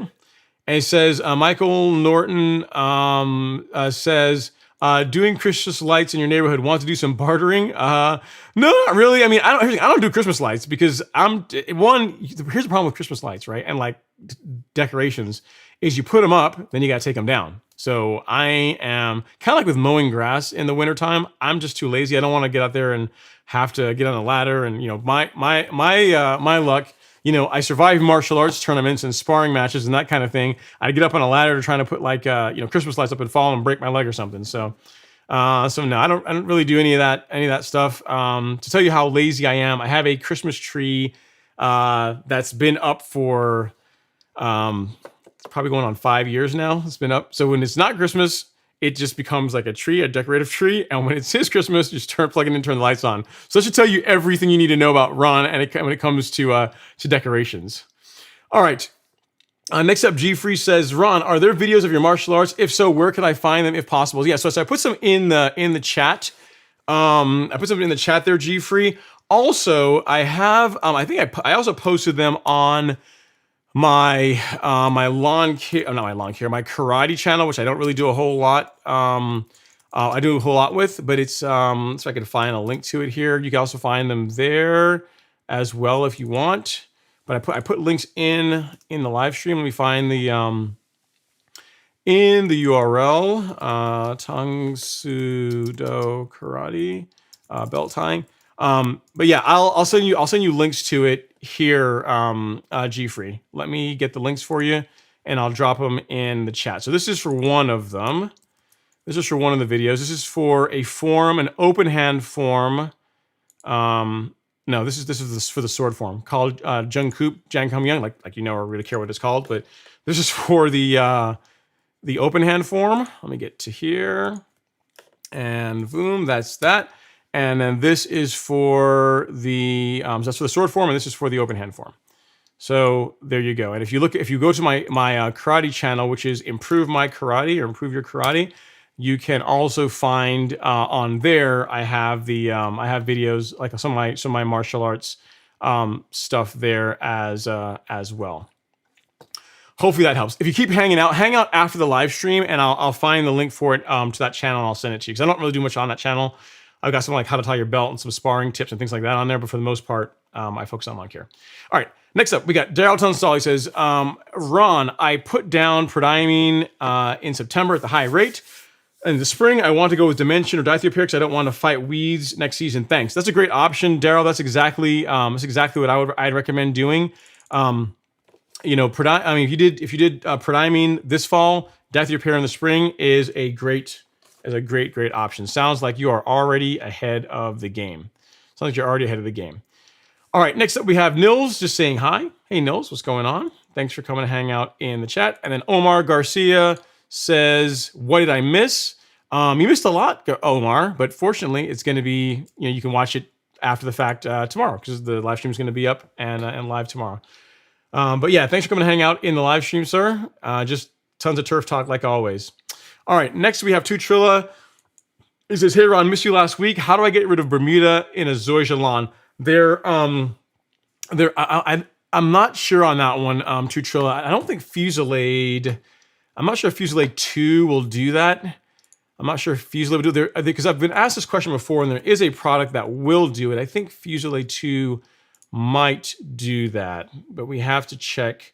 You have to check the label and see. I know it's particularly designed to target Bermuda grass, but I am not sure if you can use it on Zoysia. Yeah, it looks for, yep, it is. Yeah, so in Zoysia, yep. So for control of common and hybrid Bermuda in Zoysia, fine fescue, and tall fescue. So yes, you can go with a post-emergent herbicide called Fusilade 2. I've never personally used it, but it is labeled for that purpose. And I know I have had a viewer that did try it this past season, and they got good results with it. But I've not personally used that one to be able to tell you how well it works. Just make sure you follow the label, because there's a lot of instructions, a lot of like as far as the rates you need to be using, there's a lot of rates that are very specific for spot treatment versus doing a blanket treatment. So make sure you read the label like twice, maybe even 3 times before you use that product on your lawn. But there you go. There is a link to it on Do My Own. But check that out and let me know how that works out for you. Omar Garcia has a question. He says, thoughts on a new PGR? Never used it, Omar. I'm sure it works fine. I mean, but I've just never personally used it to know what kind of results you can expect to get with it. You know, I no personal experience with it to be able to tell you. Next up, we got CR says, yes, PGA from Girls Lawn at Wonderful at We Working Team. All right, cool. And then next up, we have Handyman chiming in. It says, just tuning in. How low should I cut my last cut this fall? Also, should I aerate now? If you have a cool season lawn, that's the only lawn I would even remotely consider doing any kind of aeration. It's still, in my opinion, even for cool season grass, a bit late. Handyman, you really would want to do your aeration like last month, late August, early September. And as far as your cut, unless there's a reason for it, I would not. If anything, I would raise the height of cut going into the winter, or keep what you currently have, or raise it. I would not go lower going into winter months. So, good example is I've been maintaining my lawn at 1/2 inch for most of this season. For the fall and winter, I went to 3/4 inch. I worked slowly up to 3/4 inch, and that's what I'm going to maintain it at throughout the rest of the season. Now, mind you, I have Bermuda. You didn't tell me what kind of grass you have or what kind of equipment you're using to cut it, but hopefully that helps. If anything, I would not lower the height of cut, I guess is what I'm trying to tell you. If anything, leave the grass the same height or let it grow a bit taller going into the end of the season. Great question.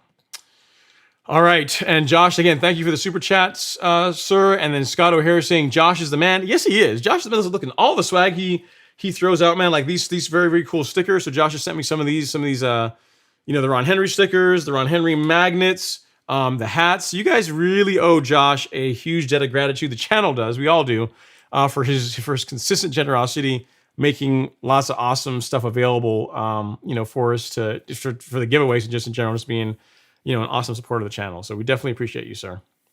Definitely appreciate you. All right. Next up, we have Patricia Edwards saying, "Hello, Ron. New to your channel and learning a lot. Thanks. I always appreciate that. I reseeded my ugly lawn with GCI turf type tall fescue, and my lawn looks amazing. I am in New England, and my lawn is being invaded with wild garlic. Help."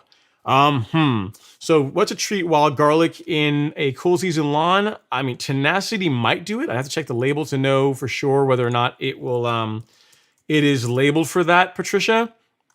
I don't know off the top of my head if it will. I'm gonna look here super quick and see if the tenacity's on sale. They lowered the price on it. Huh, that's cool. To see if it's labeled for that. But look into a combination of tenacity and speed zone. Between those two put together, that should do the trick as far as garlic or wild garlic in your lawn. Princess Cut Lawn Care put together a really good video on that, Patricia, on how to mix those two to get a really good result as far as a very broad coverage for weeds in a cool season lawn. So check out his video. I don't have it the link to it here handy, but look up like Princess Cut Lawn Care, and if the video you're looking for is one where he's like in a lab coat holding like a vial of like herbicide. That's the one that I'm talking about. So to give that one a look, and that will point you in the right direction. Congrats on getting your lawn in order, though, man. That's awesome stuff. I'm glad to hear that you're able to turn your lawn around with a good overseed and all your hard work. Very, very cool. All right, next we have Austin Baird. He says, "Hey, Ron, glad to have you back. Glad to be back, sir. Glad to be back." He says, "What's the best way to remove acorns from my lawn? Would a Sun Joe dethatcher work very well?" Great question. I've never actually had to deal with acorns in my lawn. If they're small, a dethatcher should do the trick. I mean, those are typically good for picking up small or light debris. So as long as they're small acorns, it should do a pretty good job. Yeah, I would imagine like a dethatcher or scarifier of some sort would work well. I don't know if the Sun Joe does that one have a basket on it? Because if not, all you're gonna really do is just you're gonna tease the turf and bring them up, and then you still have to rake them all up and get rid of them. So if you ideally you want something with a bagger of some sort on it to try and get them out. What you might do if it doesn't have a bagger is run it over the entire lawn to kind of expose them and bring them up. And then if you have a rotary mower with a bagger on it, then you can run that over the entire lawn to kind of suck up a lot of them that way. That's probably the easiest way to get rid of a lot of the acorns in your lawn. Granted, I've never had to deal with that personally, but if just thinking out loud, that makes logical sense to me that it would work well. Hopefully that helps. All right, next up we have SJ says, when applying liquid fertilizer and iron products, do they need to be watered in if it's diluted at the recommended rate? If so, do you allow it to dry and then water everything in, or water immediately? So SJ, the products that I use for the liquid products that I use, none of them require that you water them in. So none of the Miramichi Green Carbon Kit, none of neither Turfplex or Nutrizolve, none of those require to be watered, and they're all foliar absorbed. So with those, you would literally dilute them with water at the correct rate, like you're saying, spray them on the lawn, and then spray them on the turf and just leave them, let them dry. There's no reason to water, no need to water them in at all. There are some liquid ferts, like good examples like straight urea. Like if you're putting down like a 4600, like straight urea, like that, you want to water in after you put it down. Or you're going to burn the lawn. But I would just look at the label. Look at the label for the products you're using, and it should specify on the label whether or not they need to be watered in after application. A lot of liquid products do not require it after the fact. But just look at yours, see what it says, and if it requires being watered in, it will call that out on the label, or it should anyway. None of the stuff that I use requires that, so that's why I tend to not do it. All right, Adrian Fontanez is in the house. What's going on, Adrian? Thanks for coming to hang out. He says, "Hey, Ron, just got all my components for the nozzle spray, so thanks again for the video and links." That's right, I remember you now. You were asking me in the comments for the links for putting together the quick connect attachment for like either a Flow Zone or a Yard Mastery spray or any spray that has that quick connect a QD fitting. So yeah, I'm glad that you got that. Glad that you're in good shape. It's cool, man. Glad that we got you all sorted out, all squared away. And thank you for coming to hang out in the live stream despite that your questions already answered. I really appreciate it. All right, Thin Cut says sorry, Ron, the leveling rake is 48 by 15. Okay, so you got the wide one, you got the really wide one, the 4-foot one. It says I need to make a handle and test. Have a great evening, everyone. Yes, that's pretty wide. Mine is, I think, 40-inch. I want to say they make a 36, a 40-inch, and then I think a 44 or 48. I think you made this one Thin Cut, so you made a really wide one. A 4-foot one is a bit wider. It's wider than mine. So yeah, let us know how it works out, man. Let us know how it works out. And then Paisley B says, are you still going to put down Essential G in December? If not, when do you stop putting it down? And when do you start back up? I might do it again this fall. So over the course of last year, I was doing it every month. I was really trying to build up biochar in the soil. I probably will still do it this year. I won't do it as heavy as I did last year. Like last year, I was on like a two bag. Like normally for my lawn, it really calls for Carbon Pro G anyway, calls for 3 bags. I was doing double that every month, right? So for Essential G, I was doing it at a lighter rate. So in my case, it'll be 4 bags for the entire lawn. That's a light rate for Essential G. And if I keep putting it down, if I continue doing that, I'll do it throughout the entire season. The rule, Paisley, is as long as the soil isn't frozen, so the ground isn't getting like super, like it isn't turning into a block of ice, you can continue to apply it. Now, I think you're in Georgia, and if we get a situation where we're getting snow on the ground and that type of thing, like, and that was like your weekend to apply it, I would not do it then. I would wait till we get like a stretch of warm weather, in the 50s or so, which tends to happen in December, and then apply the product during that time. So it's your choice. You can do it only during the growing season between March through October, or you can do it year round if you want to. So the only caveat I always say is don't apply it to your lawn if you're like in the Northeast United States where you get covered with snow for a big part of your year. In that case, it would not make sense to do that. But that's just not Carbon Pro G. That's anything. You shouldn't be putting anything down on your lawn whenever it is frozen. And then SJ is chiming in. It's a really good one. Thanks for SJ. He says depends on the rate you're using. If it's a high rate of N.25 or more, water in after spray. If it's less, let it dry until your next irrigation cycle. The longer the iron sits, the better the color response. Great answer. Yeah, so there you go. So that's a good, great response to Demir. I appreciate that.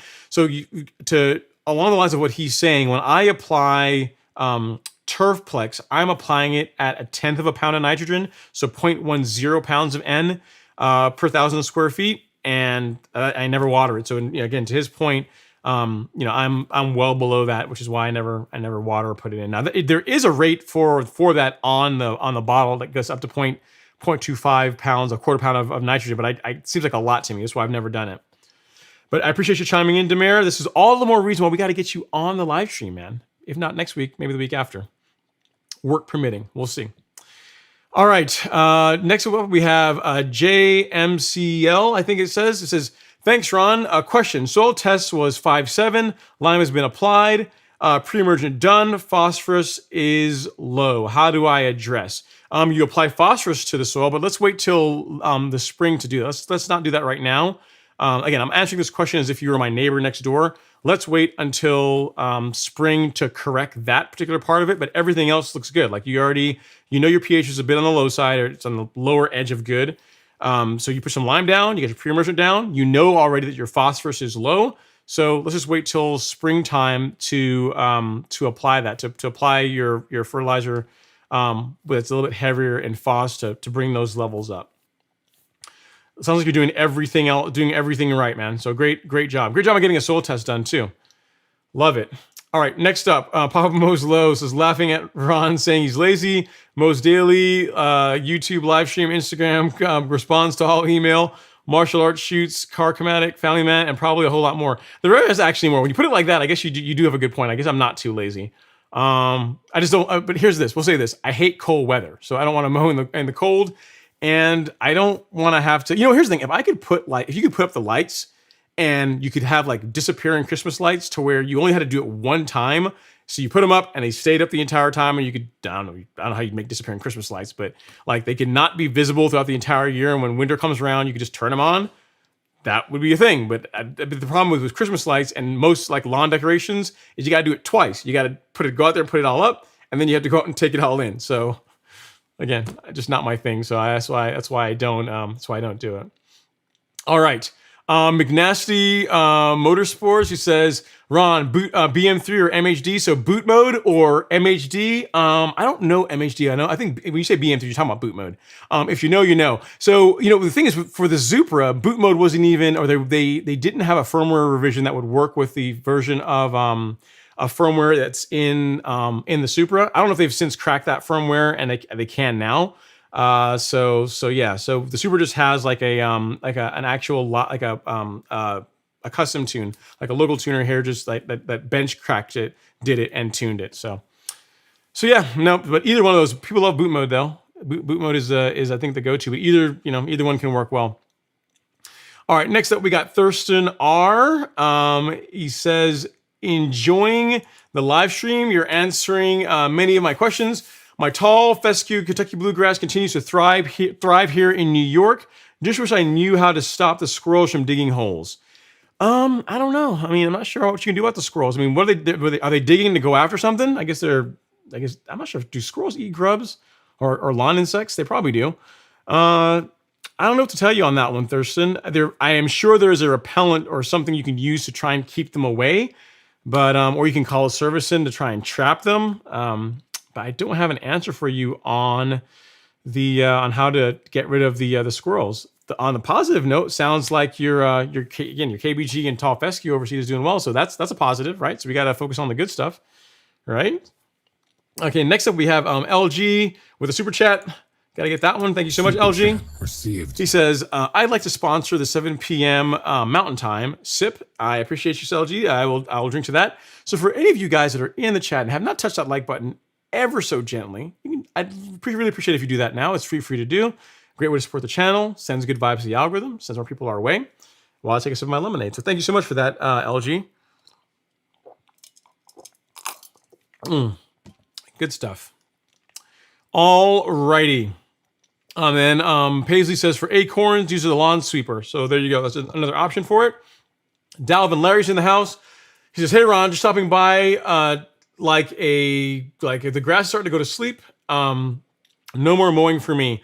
Yeah, it's a theme. It's a theme this time of year, Dalvin. It's starting to check out. But what are we gonna do? We guess we get to relax. Have hang out on the live stream, talk about lawn care a little bit.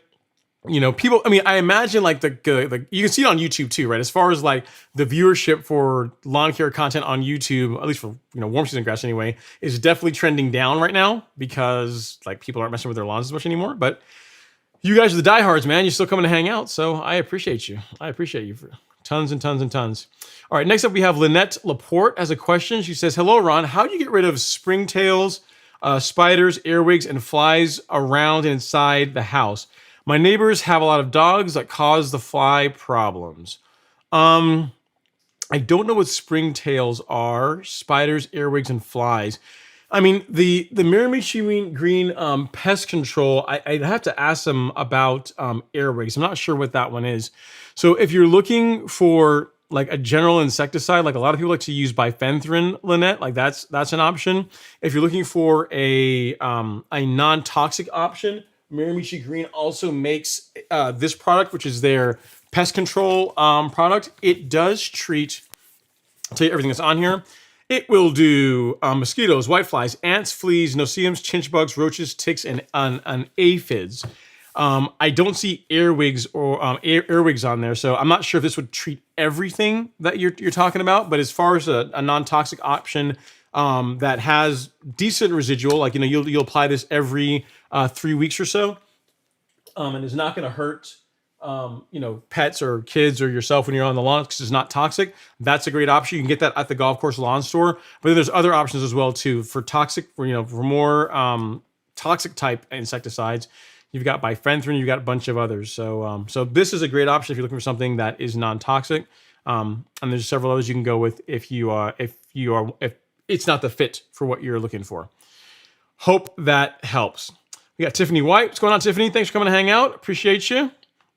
And then next up, we have Omar Garcia saying, you ever use Lesco's 1200 chelated iron? Also, I have always wondered, what's your full-time job? Okay, so question one. No, I've never used the Let's Go 1200. Sure, it's a good product. A lot of people, I'm sure people get good results with it. I just never used it.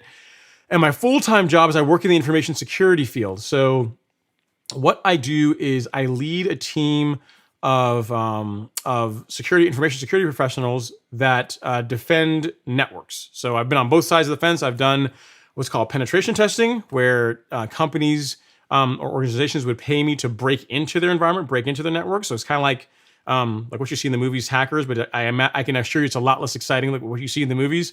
Done that kind of work. And then here in the last 8 or 9 years, I've been more focused on the defensive side. So preventing people from breaking into networks and organizations and stealing their stuff. So that is what I do. Computer geek. That is what I do for work. All right, next up, we got A Bear saying, howdy, Ron. It's been a while for me. Howdy, A Bear. Hope you're doing well. Hope all is going well with you.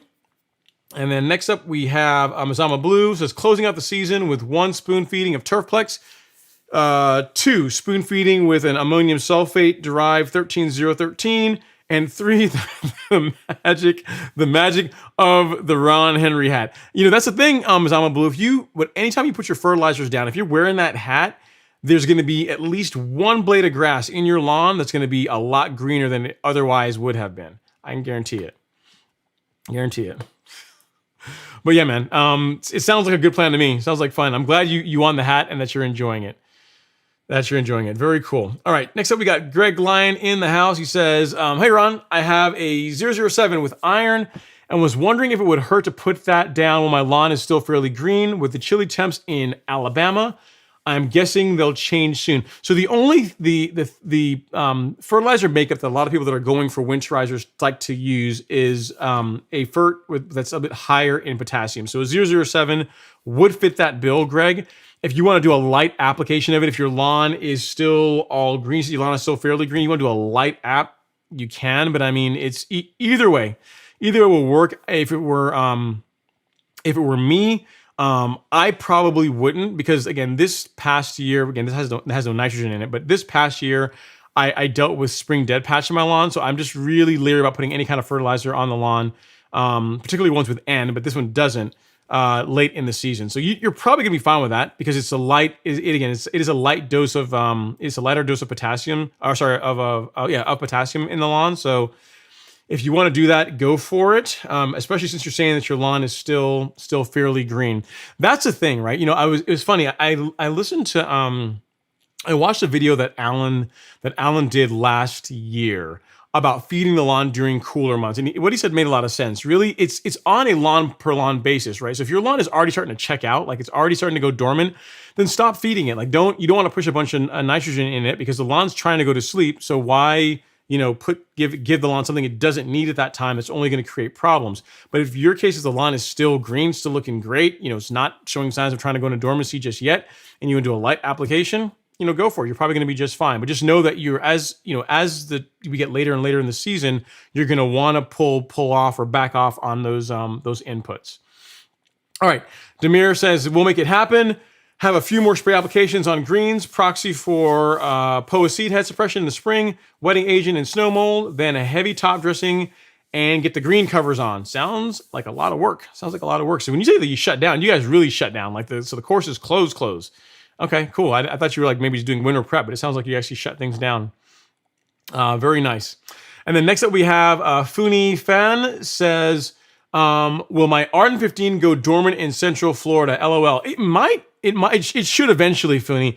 I will tell you that Arden 15 definitely goes dormant later than Tifway does.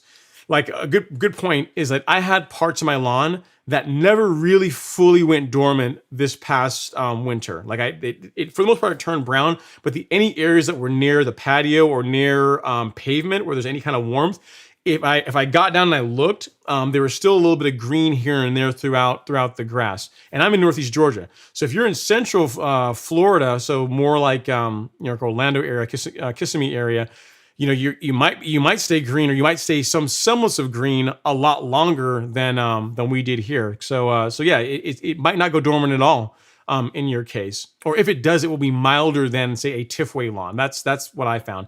If you're interested in seeing what it could look like, on my channel, I did a test last year because I was bored and I wanted some content to film during the fall months, and no one had done it, so I decided to do it. I did a video of every single week of how the lawn was going into dormancy, how Tifway, the different dormancy rates between Tifway 419 and Arden 15. So I'm trying to find it here really quick.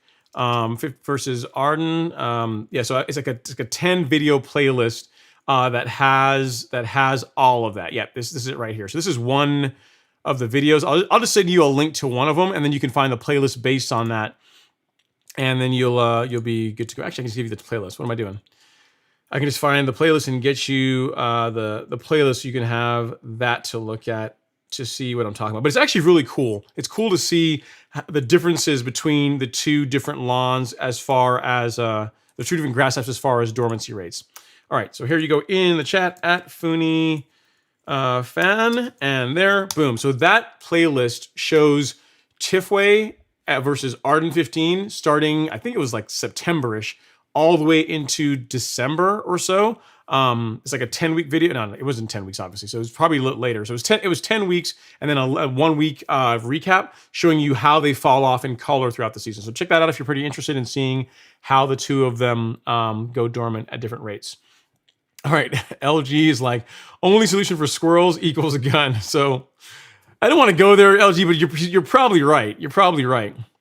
All right, and then Greg Lyon is back. He says, "Hey Ron, I have some. Yeah, I think I already answered your question. It's your call, Greg. I'll leave it up to you depending on how your grass is looking. I'll leave it up to you on that one." And then A Bear is out here. He says, "I'm down in Louisiana. Hard to find 007. Not sure if it's due to hurricane or national shortage.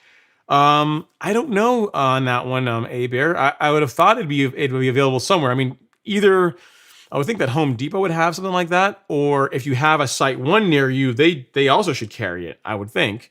But hard to say. Maybe there is a shortage, perhaps. I don't know. And then next up, we got Lindrick Butler saying, "Hey guys, welcome back, Ron. Congrats on your win. I appreciate you, sir. It was really good competition. I almost lost sparring. It was one. Let me see. It was 1-2. Let me see. Let's see. My first match I won 3-0, and then the second, the gold medal match, I won the first point. Then I lost 2 points. It was 1-2, and then we go at 3 points to win, and then I won the next 2 points to win 3-2. So I almost lost. I kind of count that one as a loss because I would have lost at Worlds sparring the way I did at regionals. So I got to do better. I got to get back into training more hardcore with everything going on next season. But I appreciate you. All right, next up we have Tiffany saying that she's leaving the live stream. All right, thanks Tiffany. You says I'm gonna roll out for the night. I still think it's the coolest thing that you are a Tang Sudo world champion, a guest speaker, global security event for your work, and you've written a book and teach. I do a bit of everything, Tiffany. Yep. Thanks so much. And he says, "Love the stream. You're very, very welcome. Thanks for coming to hang out. I appreciate you." And we got a super chat from C-Math. We are winding down on questions. So C-Math is Super there. chat received. For the stream support. I appreciate you, C-Math. Thanks for that. I really, really do appreciate it. And then our final comment looks like, so I don't see any more. I think we have to wrap it up early tonight, guys, which means still 2 hours, but for what we normally do, it's a light night. Never Stop Cruising says, "So yes, I'm a victim of continually mowing in the same pattern for the past 6 years. LOL. I now have a perfect indentation lines for my mower wheels in the yard. What's the remedy? Full scalp and leveling?" Leveling of some sort is going to be the way to get rid of the ruts, and then changing your mowing pattern, right? So if the ruts are really super bad, then a light top dressing will help even out those areas. But then more important than that, kind of like what I was saying about the question earlier about moss, the top dressing is a solution to the problem, but the root cause is mowing the same way every single time. So now that we've addressed that mowing in the same pattern for 6 years straight causes ruts and other issues that we don't want, as long as we're going to change that up, you're good to top dress the lawn, and that will even things out and make things nice and smooth again. So you are on the right track. Never Stop Cruising. That's what I would do. And away you go. And then Demir is chiming in with a question or with a comment about squirrels. He says, I've heard that if you spray yellow mustard at 1 to 2 ounces per 1,000 square feet, it'll deter rabbits. Wonder if it'll work for squirrels. True. Worth a try. It's worth it. Yeah, it's worth giving a shot. I mean, the squirrels have pretty sensitive sense of smell as well too. So yeah, that's an option for you to try out. And then next, Lynette Laporte says, it's a good question here. She says, how do you make grass grow slower? A non-toxic option. I mean, plant growth regulator, I mean, I guess it's technically toxic. I mean, you can't drink it. I guess if you're saying if you're like an all-natural option, not many that I know of other than like limiting nitrogen input. So don't put any don't fertilize your lawn. Yeah, to fertilize your lawn is what comes to mind. And then if you actually let it get a little bit taller, that will also slow down how fast it grows. At least Bermuda anyway. It'll slow down how fast Bermuda grows as it gets taller and taller and taller. Yeah, but the best option if what you're trying to do, if you're trying to make the grass grow slower, there is a product for that. But I can't necessarily say that it's non-toxic. I mean, it's called plant growth regulator. It's this called Primo Max. I mean, you can't drink it, and you do want to wear PPE whenever you apply it. So it definitely does not fall in the non-toxic category. If you wanted to read up on it and see if it's a fit for what you're trying to do, Lynette, I'll put a link here in the chat for you. You can take a look at the label and you can look at the ingredients and read it, and then you can decide if it's for you or not. But that's the best way to control growth in your lawn, to help suppress growth in your lawn. So I'll send you a link to that at Lynette. PGR, love this stuff. It's great stuff. Again, the only real thing is wear a long sleeve pants, shirt, wear gloves. It's not like toxic on the same spectrum as like the sides, like herbicide, insecticides, those types of things.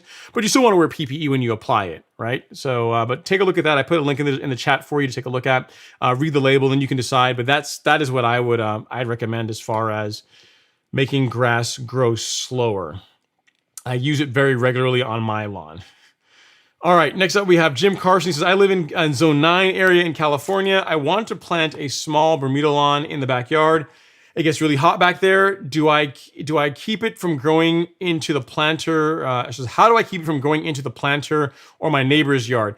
That's going to be rough. That's going to be a tough one, Jim. Once you put Bermuda in, once you install Bermuda, it's really hard to control. I mean, short of putting in a physical barrier, so like between your lawn and the neighbor's lawn, like on a metal plate that also goes, 6-8 inches down beneath the surface of the soil, you can have a really hard time controlling Bermuda once you put it in and it starts growing.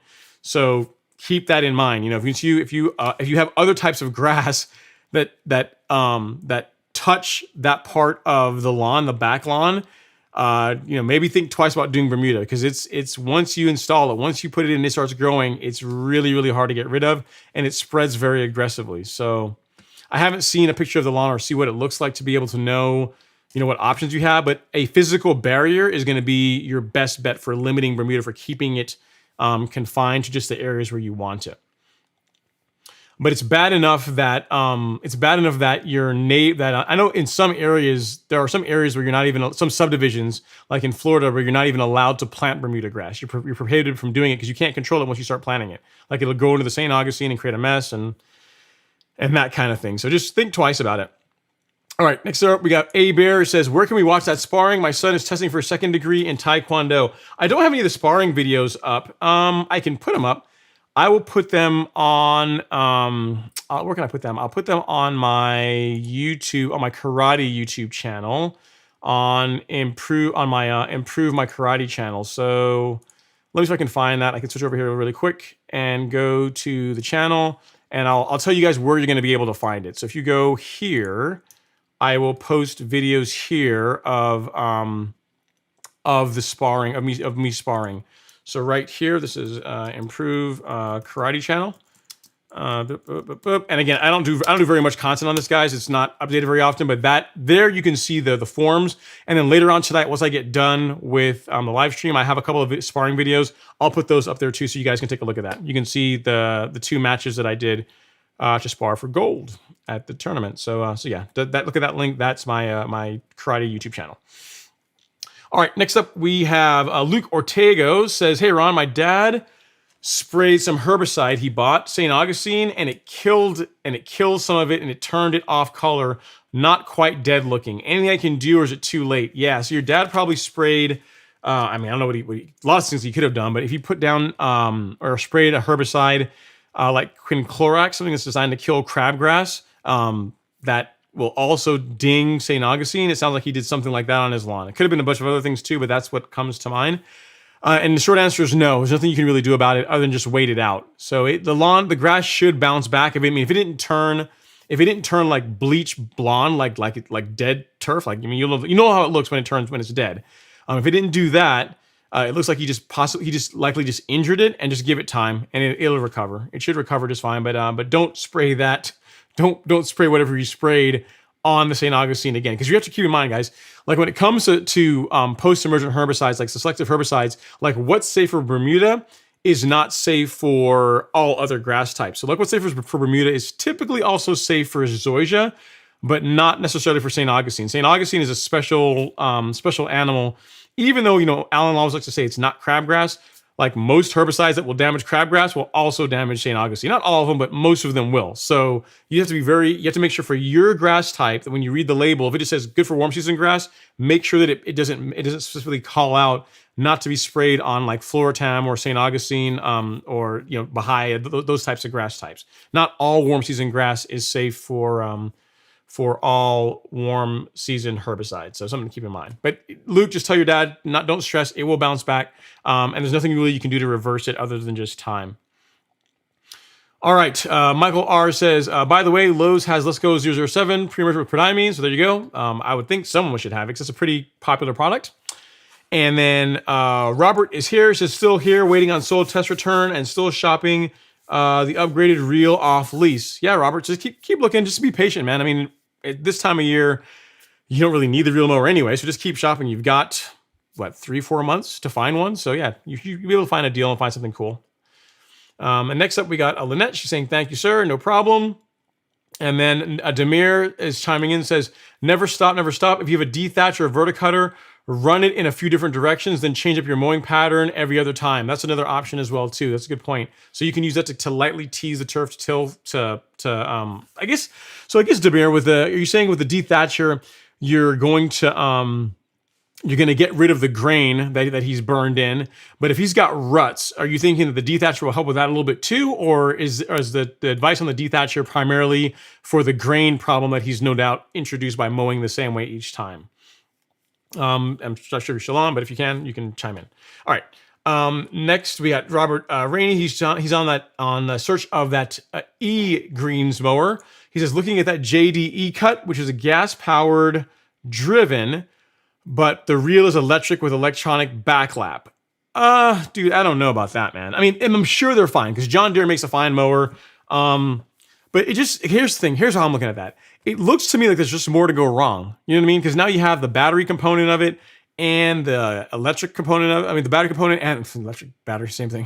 You have the electric component and the gas component. So you have two systems to troubleshoot if something starts acting up. Now, I will agree, like the electronic backlap is kind of cool. But if you could find one that's in great shape, and if you've done your research and those mowers tend to be like, there's not like a known issue with them, then yeah, go for it if you want to give that a shot. But just know that you are essentially buying like a Prius of mowers. You got like a hybrid system, right? It's not like all gas or all electric. It's a combination. So if problems arise, there's going to be two systems to troubleshoot instead of just one. So something to keep in mind. But if you get one, make sure you video it and send us pictures so I can check it out. But yeah, man, let us know how that works. All right, next up, Michael R has a question about leveling. It says, Ron, when you leveled your lawn, how much sand did you apply per 1,000 square feet? And did you use the big yellow bag from Super Sod? So yes, as far as how much I use per 1,000 square feet. I used 1 yard per 1,000 square feet. Like for as a general rule, that's a good number. That's going to make sure you have enough material to do the entire to do the property, to do your lawn, but not so much that you end up going super thick and you end up burying the grass. So 1 yard, 1 cubic yard per 1,000 square feet is a good number. I would not, like, there's some people have commented in the live stream or gotten in chats and asked questions about like weight. Some places will sell it to you by weight, which I don't understand why they would do that. But you don't want to necessarily say, I want 2,000 pounds of sand. You want to say a cubic yard, because depending on how wet or dry the sand is, it's going to weigh differently. But by volume, a cubic yard per 1,000 square feet is going to do a pretty good job as far as coverage goes. And I did use the big yellow bag this year. In the past, I've used top dressing that I've gotten from Landscape Plus. I've gotten it from a couple different places. But the big yellow bag product is by far the best stuff that I've ever used. It's really, really clean. Like I put it in perspective for you. I top dressed my entire back lawn, some of the swale area, and a little bit of the swale area because I ran out of product because the back lawn was the main focus. And I had like the amount of debris, like pebbles, rocks, trash, could fit like in the center of the palm of my hand. Like the stuff is screened that well. It's really, really good stuff as far as like not having like garbage and stuff in it. So it's more expensive, but you're getting USGA grade sand. So it's very good sand, like a harder type of sand. And you're getting their soiled cubed compost, which is also very good. So as far as like the Cadillac product, as far as top dressing mix, that's you don't get much better than that, but you are going to pay for it. It is going to be a little bit more expensive. And if you are going to do that, I've got a link here that you can use to check it out. But it's a great product. It's just a little more on the expensive side. But I will say it is the best stuff I've ever used. But it should be, because it costs more, right? So hopefully that helps. If you have any other questions, let me know. So in your case, if you went with a big yellow bag, it would be 1 bag per 1,000 square feet. So that would be how you would measure that out. All right, next up we have Lavendi is saying, I still haven't put down my prodiamine in North Florida. Why? Why not? He says, is it a waste to do it now? Soil temp's about 67 degrees. No, it's not a waste to do it now. Still do it. I mean, here's the thing. You are going to have a bit of, you may have some POA that's probably started germinating already. But yeah, I would still put down the prodiamine. It's better than doing nothing. And with you being in Florida, I think you can get coastal. I'm almost positive you get coastal. I think that's one of the states where it is allowed. Let me check here really quick to make sure I'm not lying to you. I'm pretty sure Florida is on the list of states where you can get coastal. It is. It is on the list of states where you can get coastal. So Lavendi, with you being later in the season, go with a pre-emergent / post-emergent product here that I'm going to send you a link for called Coastal. What it is it has prodiamine as the pre-emergent, but it also has imazaquin and simazine as post-emergent herbicides. So you're a little bit late to the game as far as getting your pre-emergent down. So if there's any POA that's already started germinating, this product will kill the stuff that's already germinated. And the pre-emergent, the prodiamine, will help prevent new germination as far as weeds go. So it's an excellent product. It's been working pretty well on my lawn so far. Granted, we're still early in the season. The jury's still out. But as far as what your scenario, like, it's a perfect fit for what you're talking about. Like, straight prodiamine will work well, but coastal is going to be what you're going to want to go with, given what given that you waited a little bit longer in the season to do it. If you want to see how to mix it, I've got you covered. I've got a video here that I did about a month ago that shows how to mix it, rates, all that fun jazz, and we'll get you ahead of the game. So there is mixing video there. So check out that video. There's the link to the product, and there's the link to the video, and that should put you in a good spot. Okay, next up we got Jim Carson. He says, all the dirt coming out of drought, weeds, concrete, and shade. Okay, Jim. And then next we have Jarrell Ross saying, hey, Ron, new to lawn care and just found your stream. Welcome. Welcome to all the craziness and fun that is lawn care. Says, I'm in the Atlanta area with Bermuda grass. Is it too late to put down pre-emergent? No, it's not too late. I'm thinking of getting Sunnyland or Let's Go 007. Either one of those can work well. The Let's Go 007 or the Sunnyland will work well. What the product you're probably looking at is what I have here on the golf course lawn store. I'll show you. It's this product. It's a product that Sunnyland makes or bags for yard mastery. So it's 007 with prodiamine. This you can likely find locally at your Home Depot or anything like that. If you want to get it online, you can too, but because we carry that in the golf course lawn store. But something like this is a good option for a pre-emergent. So yeah, get something down. It is a bit late in the season, but even with it being late, still get that pre-emergent down because it's going to help. It's going to help prevent new germination for as far as POA and those types of problems. If you feel comfortable using a backpack sprayer, you can use Coastal, which is the link that I just put there in the chat for Aber. Who was that for? I think it's for Aber. Who did I give that to? That was for Lavendi. So for Lavendi, that's a great option given that you're later in the season. But if you're new to lawn care and you feel that you're intimidated by a backpack sprayer, you don't want to mix products, you just want something to put down that's going to be easy, go with that 007. You're going to get a good result with that, and it's going to put you ahead of the game versus doing nothing. You definitely still want to put pre-emergent down. And welcome, man. I'm glad to hear that you are getting into your lawn. It's tons of fun. And it's fun thing to do, man. You get, it's a way to get a lot of pride in your lawn. Neighbors take notice. Good, clean fun. All right. Next up, we have Clayton Wilson. He says, "Hey, Ron, my son turned me on to IEMs. To in-ear monitors. Yeah, I'm amazed by the sound quality. Can you tell me what you are wearing?" What I am wearing are the Shure. They're from Shure, but they're the 8. Oh Lord, they're expensive. I bought these. These are like almost 9 years old. The Shure they're the 833s, 846. Yep, these are the ones that I'm wearing. They're expensive. When you see the price of them, you're gonna freak out. They can follow your chair, but they're definitely a buy once, cry once type purchase. But they sound amazing. Like you've never heard like sub bass, like just bass and just sound reproduction is incredible. In these, like you put on like I don't know, like any song and any song that you think you've heard well before and know what it sounds like, you listen through these and you hear instruments and sounds in the song that you've not heard before. So, but they are the Shure the 846s. So they're very expensive. The SE 846s they're again not cheap, but you're gonna buy them one time. And again, I've had these for 9 years.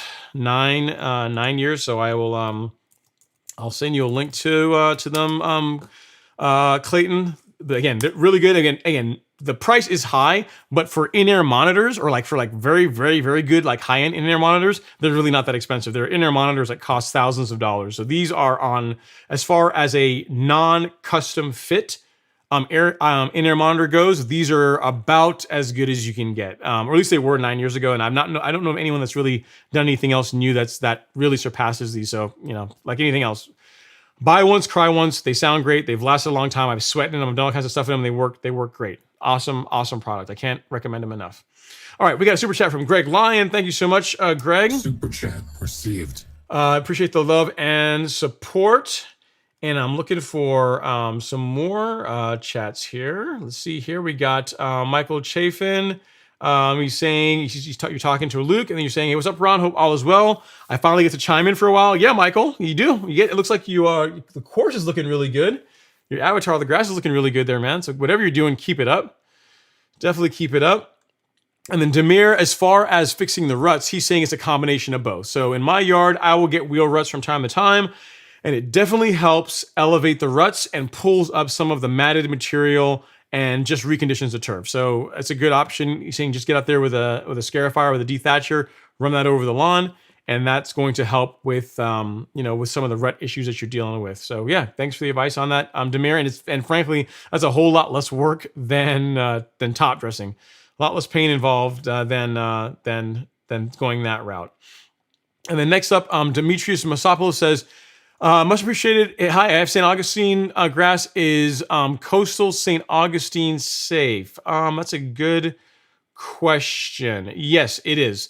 It is safe. It is safe for use in, looking at the label here, for Bermuda grass, centipede grass, St. Augustine, and Zoysia grass. So it's a warm season grass product. It does not say Bahia, so I don't know if I would do it on Bahia. Like check the labels. But St. Aug, Zoysia, centipede, and of course, Bermuda, the alpha of the warm season grasses. It's good to go on that too. So yeah, you're good to go on that, Dimitri. And this late in the season, That's the one to go with. That's the one to go with because you even though you don't see it as yet, POA has already started germinating. Like I had some viewers that were sending me pictures in late August of POA in their lawns already. So at this time of the year, it's if you've not put down a pre-emergent yet, coastal's a great option. All right, Jim Carson, we're chiming down. He says, my backyard is coming out of a drought. It's been dead for 7 years. I guess so. I guess so. It is all the dirt and weed, all dirt and weeds. Patio cover on one side, so a patio cover on one side, and a huge tree on the other. My rear fence and a side fence. So it sounds like you've got a lot of shade issues you're dealing with there, Jim, or potential shade. I haven't seen the lawn, but kind of picture it. Patio, which probably means the house is there, a big tree, and then fence. You've probably got some shade challenges. We'll see how it does. I mean, I'm not sure if there's really a question there, but you know, if you have, next time you get a chance, look at the lawn throughout the day and see the areas where there's shade on the lawn for extended periods of time. And those are the areas that you're going to have issues with because Bermuda, you can see what kind of grass you have, but Bermuda, or most grass in general, doesn't like shade, but Bermuda especially does not do well with shade. So if you have any other follow-up questions, let me know. But yeah, it sounds like your grass is moving in the right direction. I mean, after 7 years of being dead and dormancy, we can only get better from here, right? So any kind of growth is moving in the right direction. So cool. Thanks for sharing with us, man.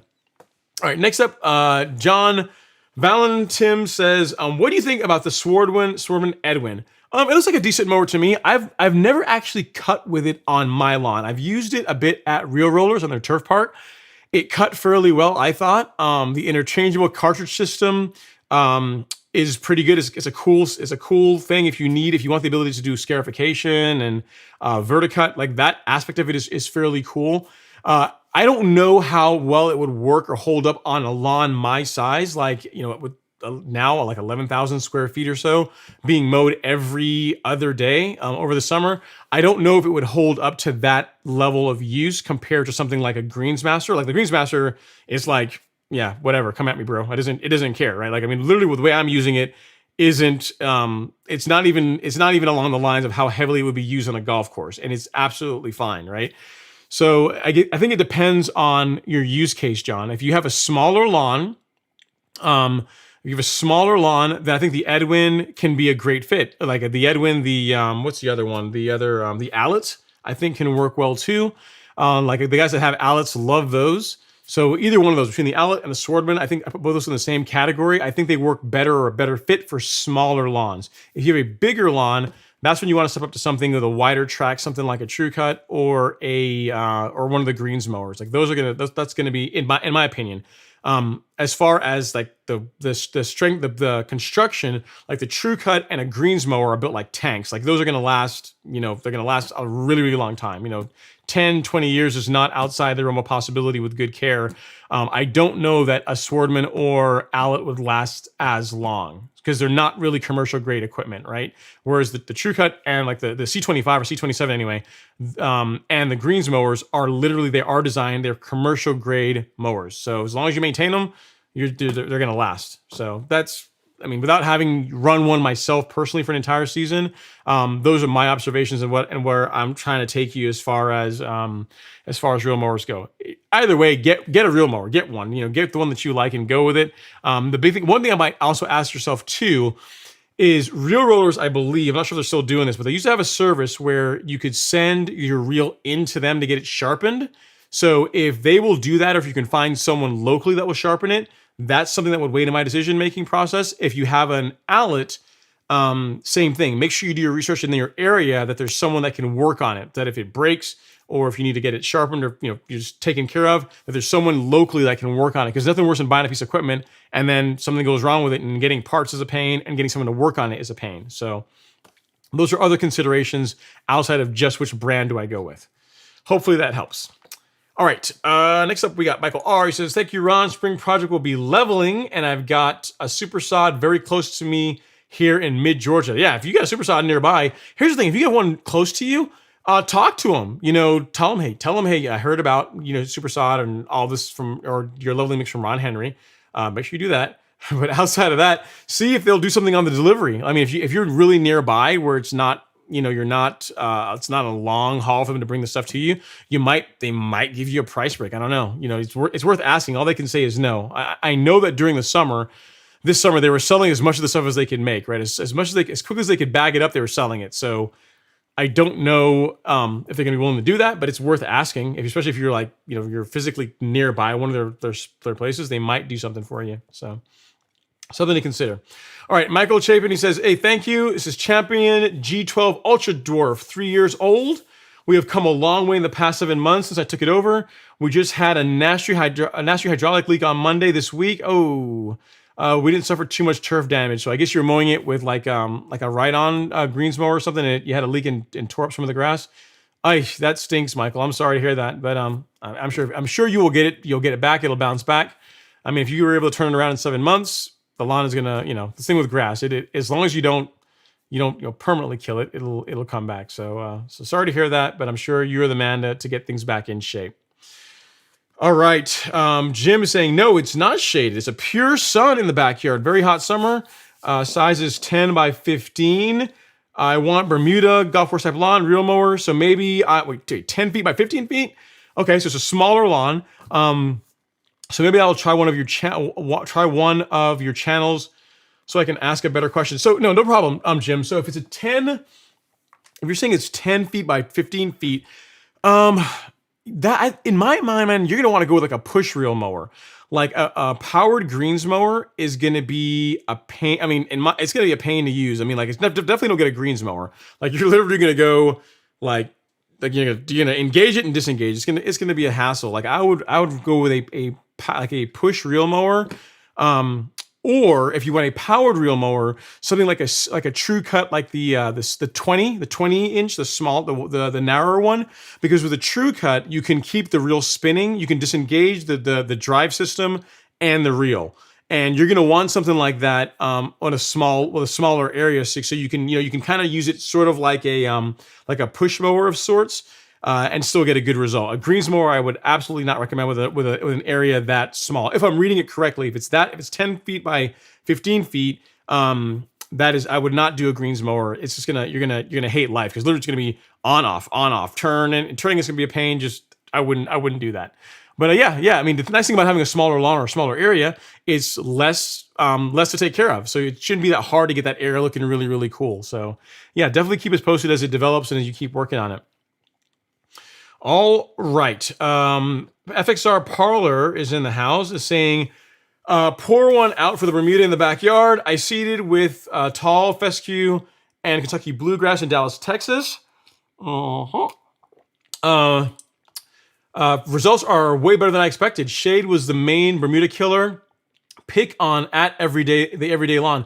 Very cool, man. So you had an area of your lawn where the Bermuda was not doing well because of shade.